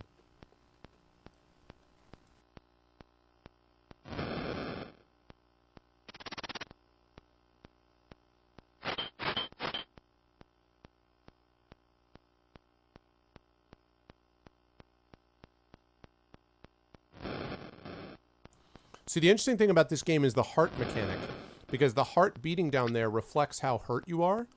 So the faster your heart beats, the closer you are to death.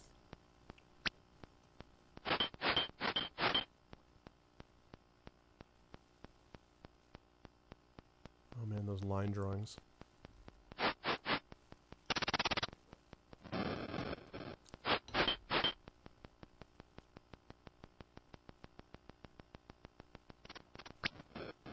That heart.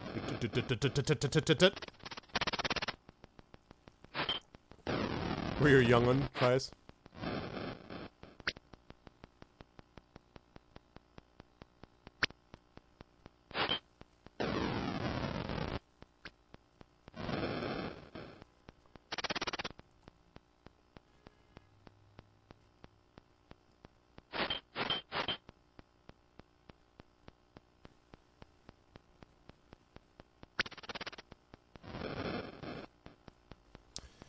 Yes, you can have a hint. It came out in 1982. This game came out in 1982. 1982. Hey, Chuffled! What's up, Chuffled? That's exactly what I'm asking people to figure it out. 1982.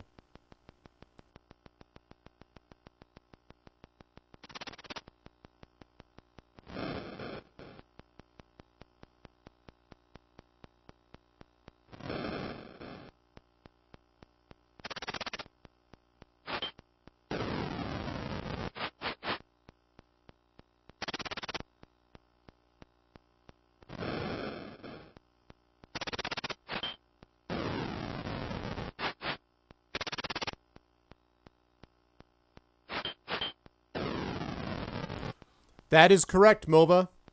That is correct. This is the Dungeons of Daggorath. Dungeons of Daggorath. Do you know what system it came out for? The Dungeons of Daggorath. TRS-80. There you go. For the TRS-80, yes. The Dungeons of Daggorath TRS-80. They used to... Radio Shack had a brand called Tandy. And I had a TRS-80, which was lost when all my original Intellivision cartridges in television was lost. That was a sad day. TRS-80. Yep. I actually programmed in BASIC the first few pages, like the first 100 pages or so of the Sorcery series. Sorcery Book 1, The Shamatanti Hills. Back in the day. The Trash 80, yep. And you had a cassette player that you used to play it. That you would press play on tape. Torch. And this had the TRS-80 had a cartridge slot too. That was the thing. The TRS-80 had a cartridge slot. Now that is back in the day, people. That game is free on the MS store. I'm not playing that. No. I just was wondering if anybody had that. You have functional television? Dino, I usually do like about once a year I do an Intellivision stream, and I will do one of those again. Because I love the Intellivision. And I have actually a real Intellivision that I bought after my other one was lost. That was something which is very influential. The D&D streams, like the D&D... AD&D Cloudy Mountain was great. AD&D 2, Treasure of Tarman was great. So I've done that before. Zork was out on it. Yeah. Windows 10 only. Windows 10 would cry at the sight of that game because Windows 10 wouldn't know what to do with it. Windows 10 would just be like green screen. Actually, blue screen of death. Probably. So, yeah. You played a lot of Scarfman? Pac-Man clone. I don't remember that. The first video game I think that I ever played on any system anywhere, it might have been, I had this triangular system that I want to say was a Coleco, but it was an old system that had Pong on one side, and then on the other side it had a light gun, and on the third side it had a steering wheel, and it had a shift so you could go from low to high. Low, you were going at a low speed. High, you're going at a high speed. And those plugged into your TV. I played with that. I think that was the first ever that I played. I also had a couple of handheld Galaxian. I had a Galaxian game that was handheld or whatever. But yeah. And then I got the TRS-80, and then I got an Intellivision, then I got a Sega Master System, and then a bunch of other stuff. But Utopia, Night Stalkers. I have both that. I have Utopia and Night Stalker. ColecoVision. It's Windows 10 only? Really? Oh my God, that's funny. I have a large collection. Yeah, see, ColecoVision... I never played ColecoVision. I had a couple of friends who had it, but most of my friends had Atari. And I always thought Atari was straight garbage. Like, if I compared it to Intellivision, like, the Intellivision version of games was way better than the Atari version of games that I saw. I do remember that there's a game in Atari called, there was the Journey game. Oh, God. Is it still? I wonder if they have this. And the music theme was ba ba ba ba ba ba ba ba ba ba, and they just played that over and over again. I think I have it here. Here, wait. Let me do the window capture again. Oh God, this was so bad.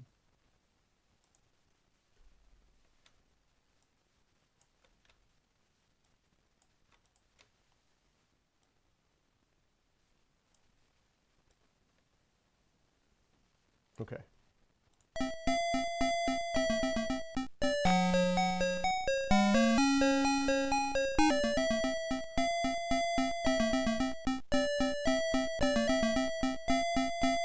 Oh yeah.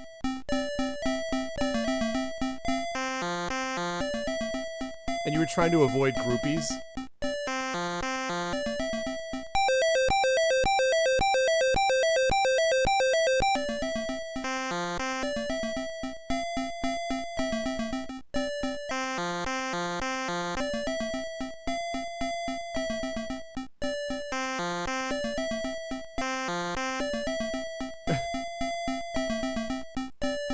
Those are walking hearts.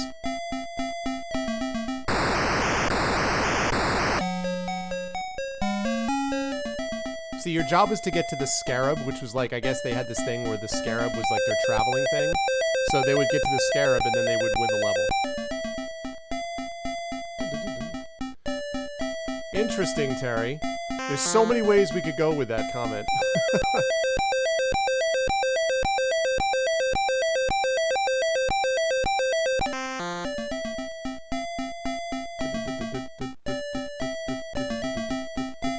So you have to survive while still keeping your money, enough money, and basically anytime they hit you, they take away some of your money. Groupies take away your money, these guys take away your money. I don't know what the light things do. And then you have to get to the Scarab, and then you get the...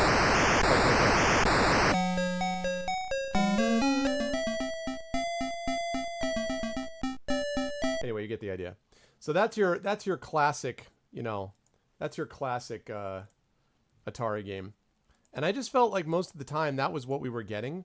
Like, you know, they used to talk about, like, Atari had this game called Combat, and a Combat would have like 2,600 or some crazy amount of games, like 99 different versions of games. And I'm like, yeah, it's 99 versions of like tanks with bullets, tanks with bouncing bullets, tanks with exploding bouncing bullets, tanks with bullets that ricochet and explode and bounce and all, you know, like, it was just more of the same stuff, you know? It was crazy. Hey, Mojo, what is up? I haven't talked to you in a long time. What's up, Mojo? Dodger Groupies Arva Convention Simulator 2017. Not quite exactly my conference experience, I have to say, Classic Core. Not quite so much. I don't know what I was thinking. Yes. Yes. For talking and drinking some tea. Yes. Maybe some karaoke. Oh, exactly. That's clearly what we were all thinking, Terry. Yes, I agree. No question. That's what's happening. Oh, man. So, all right, guys, last couple minutes. Not yet, not yet. Oh, yes, we'll get there. I say we'll get there. I'm doing good, man. I'm doing good. We did an Ask Me Anything today. I didn't get a chance to do Massive Mayhem. I'll have to wrap that up. Maybe with a bonus cast. We'll see. Maybe I can do a bonus cast on Thursday. But I want to wrap that up and then move on to Dishonored. But the Ask Me Anything was great. We actually had a good time doing that. So people had a chance to hopefully enjoy themselves. All right. So I'm going to do this one last time. And that is, I'm going to put this poll question up one last time. And I'll let you guys vote on it. And then we'll just see what the results are. I'm going to try to do a poll of the day like this most of the time if I can. So what game developer publisher do you expect to most surprise you positively or negatively this year? And the choices were... Oh, man, how am I going to get the... All right, let me video capture it, actually. Add window capture. Or bot. Okay, so let me window capture this. So your choices are, so what game developer publisher do you expect to most surprise you this year? And these are your choices. Your choices are, you've got, hold on a second, you've got EA, you've got BioWare, you've got Ubisoft, you've got Obsidian, and you've got In Exile. So all you have to do is go $vote space, and then one of the games with one of the publishers. So you get to put in $vote and then which one corresponds. So if you want EA, $vote space 1, BioWare, $vote space 2, Ubisoft, $vote space 3, sorry, $vote space 3, Obsidian, $vote space 4, In Exile, $vote space 5, and other $vote space 6. So whether you'll be surprised positively or negatively, just like Dino Long did right there. You found my stream through my playthrough of Alpha Protocol, which is a great playthrough and one of my favorite games ever. Thanks for putting it up there. Oh, nice, Trias. Well, welcome. I'm glad that you're a part of the hopefully regular crew. I loved Alpha Protocol. That's another example of a game that a lot of people were down on. Like, since we were talking about games that people liked and didn't like, I really liked Alpha Protocol a lot. Yes, there's some issues with it, but in general, I was like, spy RPG. Yes, more please. I would like more games like that. I would like more spy RPGs. I really would.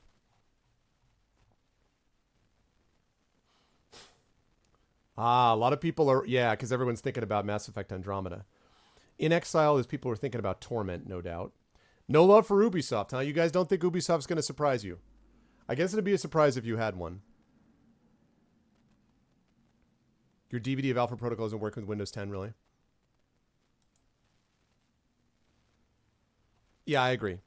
I liked Alpha Protocol. I really did. I really enjoyed it. And I would like to see more of that. I would love an Alpha Protocol too. So.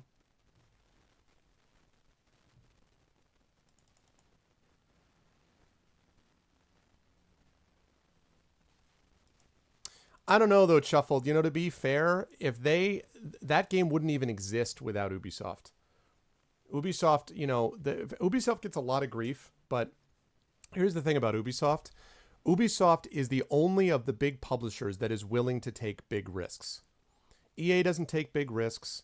These huge publishers, these mega publishers do not take big risks. And Ubisoft is willing to do that. Valiant Hearts, The Great War, which was that World War I game that I played a couple years ago, which I thought was really well done, really smart. That was done by Ubisoft Montpellier, a team of 4 guys. I had them on my channel. And that's a game that most companies would have been dead on arrival. No chance. So I give them credit for being a big publisher that tries to do stuff the right way. Again, I know they've made some mistakes, but Might and Magic Legacy is another example. Might and Magic 10. A lot of companies wouldn't do anything with Might and Magic. They'd be like, no, it's dead. Sorry. That's not the case anymore. So, and as I said, surprise positively or negatively. Big climbable radio towers. Exactly. Yes, exactly. I want to fix this. Not that. I want to fix my webcam because something is off about the white balance. So yeah, so last call on this one, guys.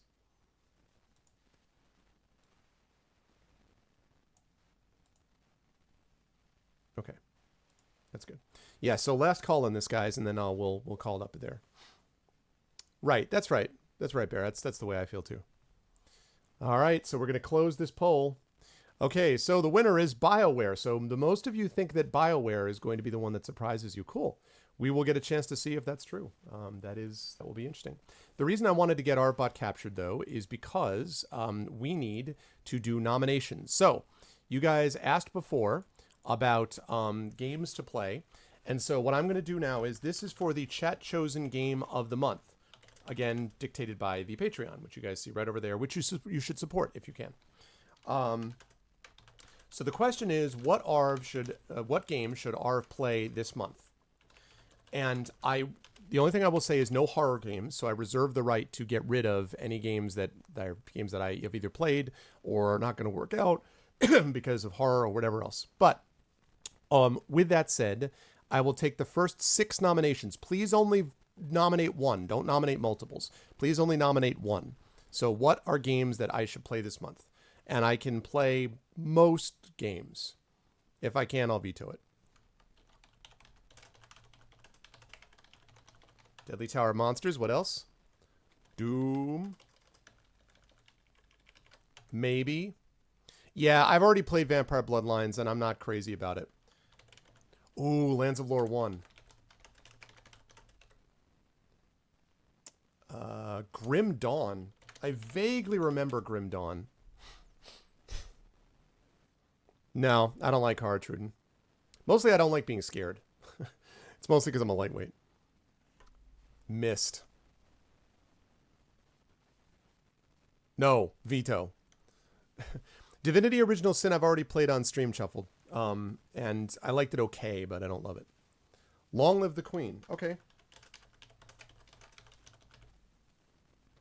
Baldur's Gate. Yeah, that game I would say no because I might just play that on my own on stream. And plus you can't, a session of that is not that one. Okay, good. So I got them up there. So Deadly Tower of Monsters, Doom, Abzu, Lands of Lore 1, Grim Dawn, Long Live the Queen. So what I'm going to do is, guys, I'm going to open the poll. The top 3 vote getters will go into a poll which will be running until next week. And it'll be a poll like a straw poll, basically. So here you get to vote for the ones that you want. You can vote for the one that you would like me to play, and the top 3 vote getters will be in the finals, basically. So go ahead and put in that vote. And if it doesn't come out this week, rather this month, don't worry about it because I do this every month. So you'll get a chance again.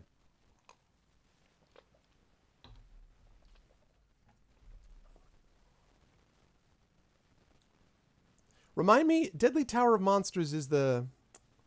Remind me, Deadly Tower Monsters.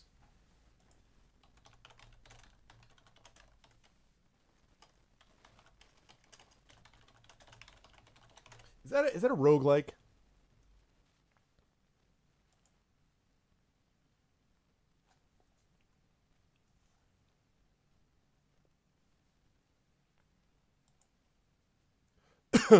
I'm looking for it right now. Oh, it's an old sci-fi movie. Hello, Dan Smith here. I directed this film back in, well...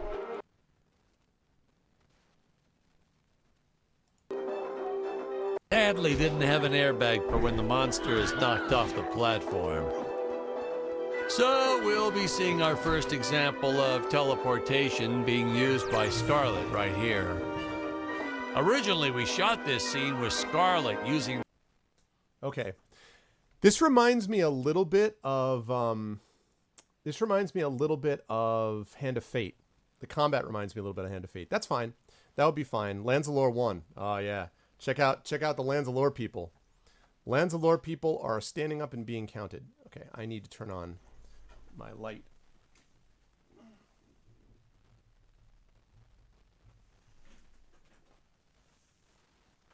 Aha!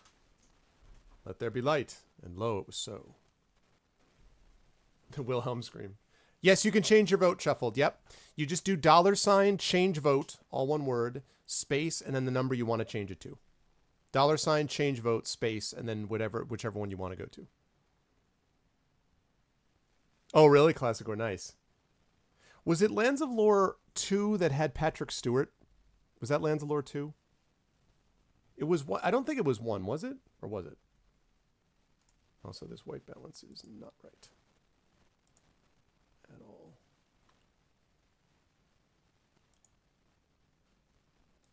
Oh.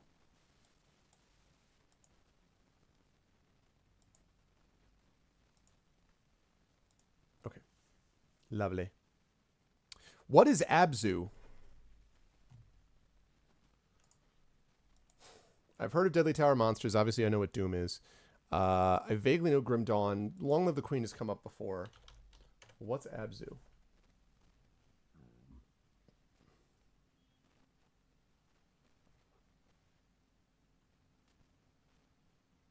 A Journey Under the Sea. Oh, okay. Under the Sea.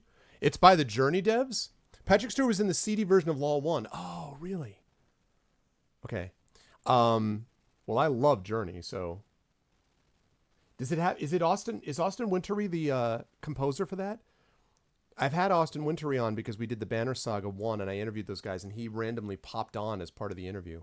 And that music was amazing.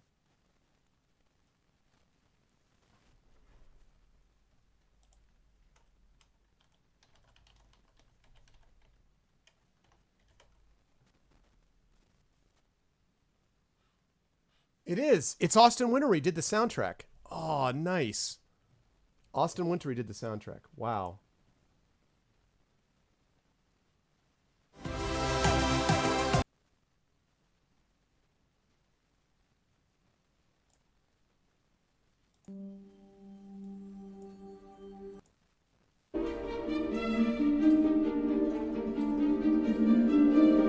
Nice. That's super cool.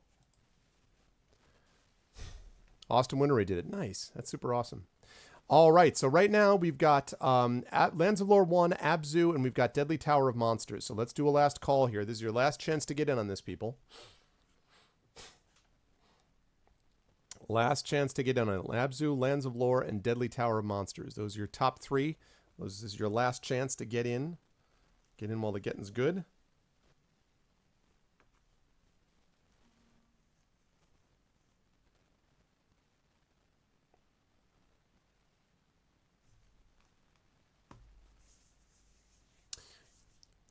Cairo, you just do exactly what Karth did. $ vote, and then you vote for the choice that you want.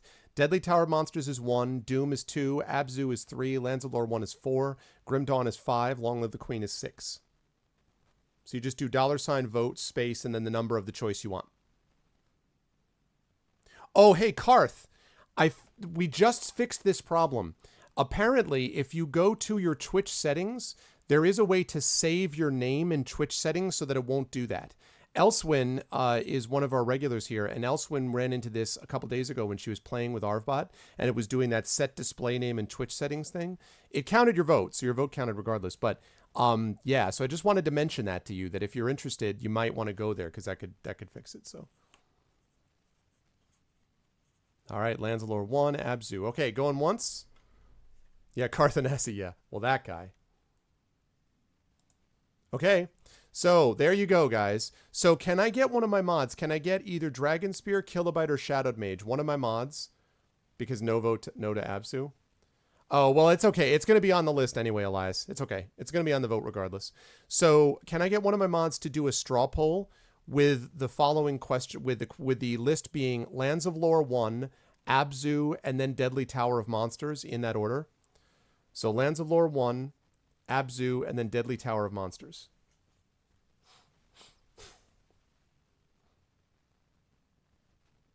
And you also voted for Lands of Lore.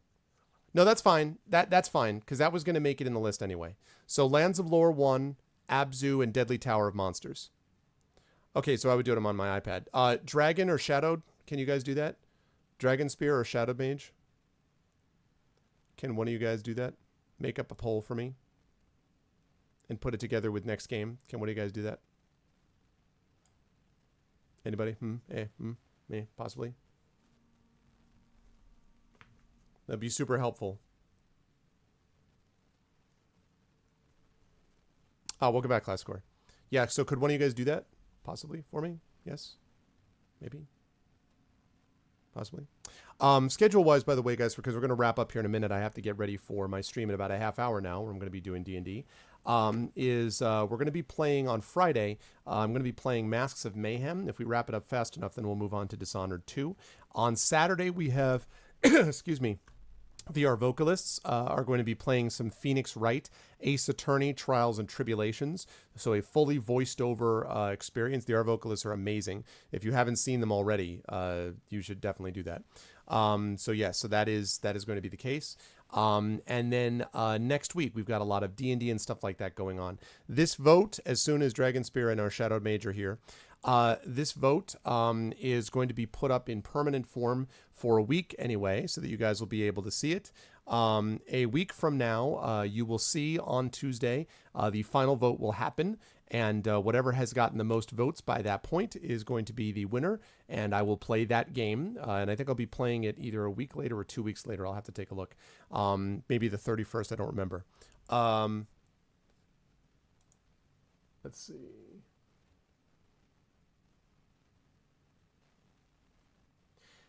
Yeah, that's perfect, Cairo, but could you do me a favor and redo it with Lands of Lore 1 and Absu 2? Because I have to be fair. Like, I want to do it in the order that it was actually nominated in. So Lands of Lore 1, Absu, and then Deadly Tower of Monsters 3. Could you do that? And Cairo, you're the best, man. Thank you. Thank you, thank you, thank you. You're my hero. Perhaps I should make you a mod. No, it's exactly right. What game? The question is, what game should ARF play for the month? So what game should ARF play for the month? And just Lands of Lore 1, Abzu, and the Deadly Tower Monsters. And then what we'll do is we'll put that into next game command. I think it goes adcom.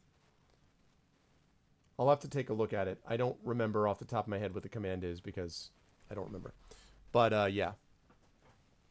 But that's the case. And if you guys enjoyed the Ask Me Anythings, I certainly enjoyed it. I might do something like this again in the future. Maybe I'll make this like another Patreon goal or something like that. But a lot of good questions about, we got some questions about writing quite a bit. We got some questions about streaming, about games. So that was cool. We even got some questions about food. So all that was positive. So let's see. You don't know offhand how to change the bot command? Yeah, Shadow does. I'll tell him about it tonight, or Dragon, or Shatter even. That's fine, Kill, no problem. But we should make sure that you know, because I forget. But okay, I'm going to bookmark this page. Thank you very much. And yeah, guys, go do that. So vote in that thing right now. Vote right now in that poll that you just saw. That's the straw poll. I would have liked to know the average mass of a neutron star. It's a good thing you missed it then. Didn't really ask about the Steelers. All you need to know about them is they're the best, and I look forward to them hopefully beating the Kansas City Chiefs. That is my desire. But yeah, thank you guys. This was a great time. I really enjoyed myself. I hope you guys did as well. If you did like yourself, please, if you did like yourself, I hope you do like yourself. But if you did enjoy it, please make sure to follow the stream. Please make sure, as I close down all these various things, please make sure to follow the stream. Please make sure to check out past broadcasts of the stream with ArfTrue. Please make sure to join the Steam group with ! Steam group. Please make sure also to support this. Right now the Patreon is sitting at $4.94. Would love to get that north of $500. $550 will get a raise for the Our Vocalists. $575 is a Discord server for the channel. $600 is a Talisman tournament. So I'd love to see all that happens. That would be awesome. I should have thrown some sports questions at me. Yeah, that'll be awesome, man. I dig it. But that's the deal with that. I'm going to be on in about 25 minutes. I'm going to go prep for that right now, and I will be on playing D&D with the GOG stream team. So if you want to see some more Dungeons & Dragons and stuff like that, you can head over to G&G for my Pen and Pixel show. I will be back on you guys. I'll be back on here with you guys officially next Friday, this coming Friday, when I'm supposed to be playing Dishonored 2, but I'll probably instead be playing Masks of Mayhem. I'm going to try to get a bonus stream in if I can, either Wednesday or Thursday night, when I will wrap up Masks of Mayhem so that Friday can be dedicated to Dishonored 2, and then Saturday is the Our Vocalists. So that's what I'm hoping for. But thanks so much. On the GOG D&D group will be myself, will be Pyron Jade, will be Megapyman PhD, will be Darksaber, and will be will be Mike, Screaming Joypad. Those four. And I have a big surprise, people. A big D&D surprise during that session. If you want to know what the surprise is, you need to tune in, but it will be big. But thanks, guys. I love it all. Thanks, Dragon. I'm working at work here. Dragon, can you add this? Can you add the thing? Maybe Don Cairo. Can you link it for him again? Can you add this straw poll that Cairo did? Can you put it into a new command? If you could do that, that would be lovely. Into the new, the new command for the game of the month thing. So if you could do that, that would be awesome. Cairo, if you wouldn't mind posting that link again, that would be great. Cupcakes for everyone. You will just have to tune in and find out. But thank you, guys. I hope you enjoyed this. This was great. Thank you for so many great questions. Thank you for supporting the stream as much as you have. If you haven't done so, please consider supporting the stream. It's very much appreciated. If you haven't checked out Grayshade, please do that as well. Because, again, ebook is coming. Ebook is out already, and the paperback is on its way. Thanks, Cairo. So if you could make a link to that for that command, if you could link that up to the next game command, that would be lovely. Thanks, guys, so much. This was a lot of fun. I'll see you guys in about 22, 23 minutes over at GOG for some D&D. And until then, I'll see you back on Friday as well, of course, for some Masks of Mayhem, possibly Dishonored 2. Until then, thanks to everybody. Love you all. You guys, the best viewers on Twitch. Thank you to my mods, Dragonspear, Kilobyte, Shadow Mage. Thank you to my wonderful viewers, Outlier, Beautiful Bear, Black Belt, Kalen, Shuffled, Classic or Danjo, Dino Thunderlung, Don Cairo, Dosimeter, ECAG, EXE-Fan, Funkmaster Mike, Gladio Bot, which is totally not Dragonspear, Ghost of Christmas Future, Jactress, Cavoth Freshie, Livos, Lone Singer, Money Dragon, Maritzi, Muffin Paradox, Narnman, Nella Ramos, Nonstop, Slow Stable, Terrytoons, Real Amberzine, Triazi, Trudon, Uncle Elias, Wolfboy 1988, and that, ladies and gentlemen, is what we call policy debate spreading. That's it for me. Love you all. Our best viewers on Twitch. Be good to each other. Have a good night.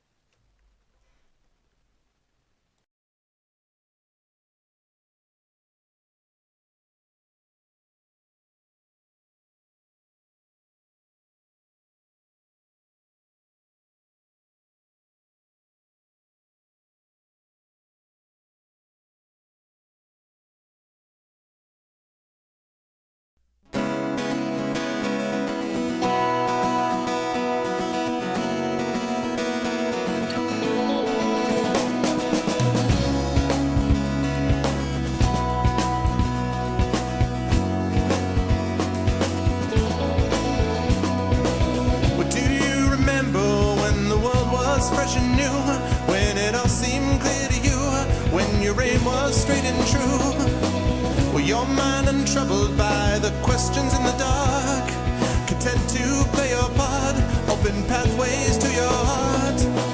Were your life untainted by a host of broken dreams, when all your acts were queens, understood all that it means?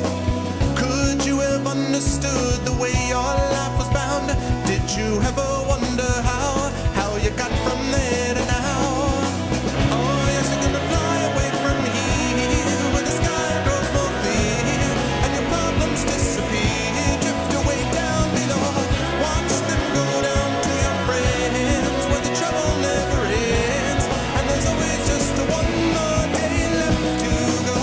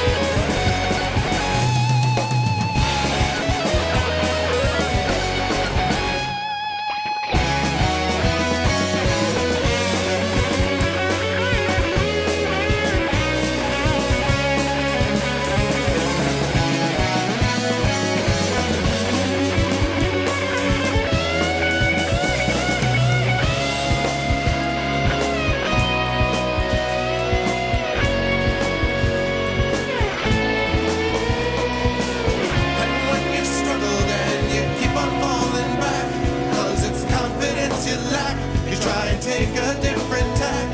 You can turn and face your demons, or you can give yourself a break. You can go a new direction. Life is only what you make. When it comes to your own vision, when you got to see it through, you know you got to make it do. You know it's all been up to you. 'Cause here I stand here waiting, trying to make a brand new start. 'Cause it's finally dawned upon me that you held on to my heart. Oh yes, I'm gonna fly away from here, where the sky grows more clear, and my problems disappear, drift away down below. Watch them go down to my friends, where the trouble never ends, and there's always just one more day left to go. Oh yes, we're gonna fly away from here, where the sky grows more clear, and our problems disappear, drift away down below. Watch them go down to our friends, where the trouble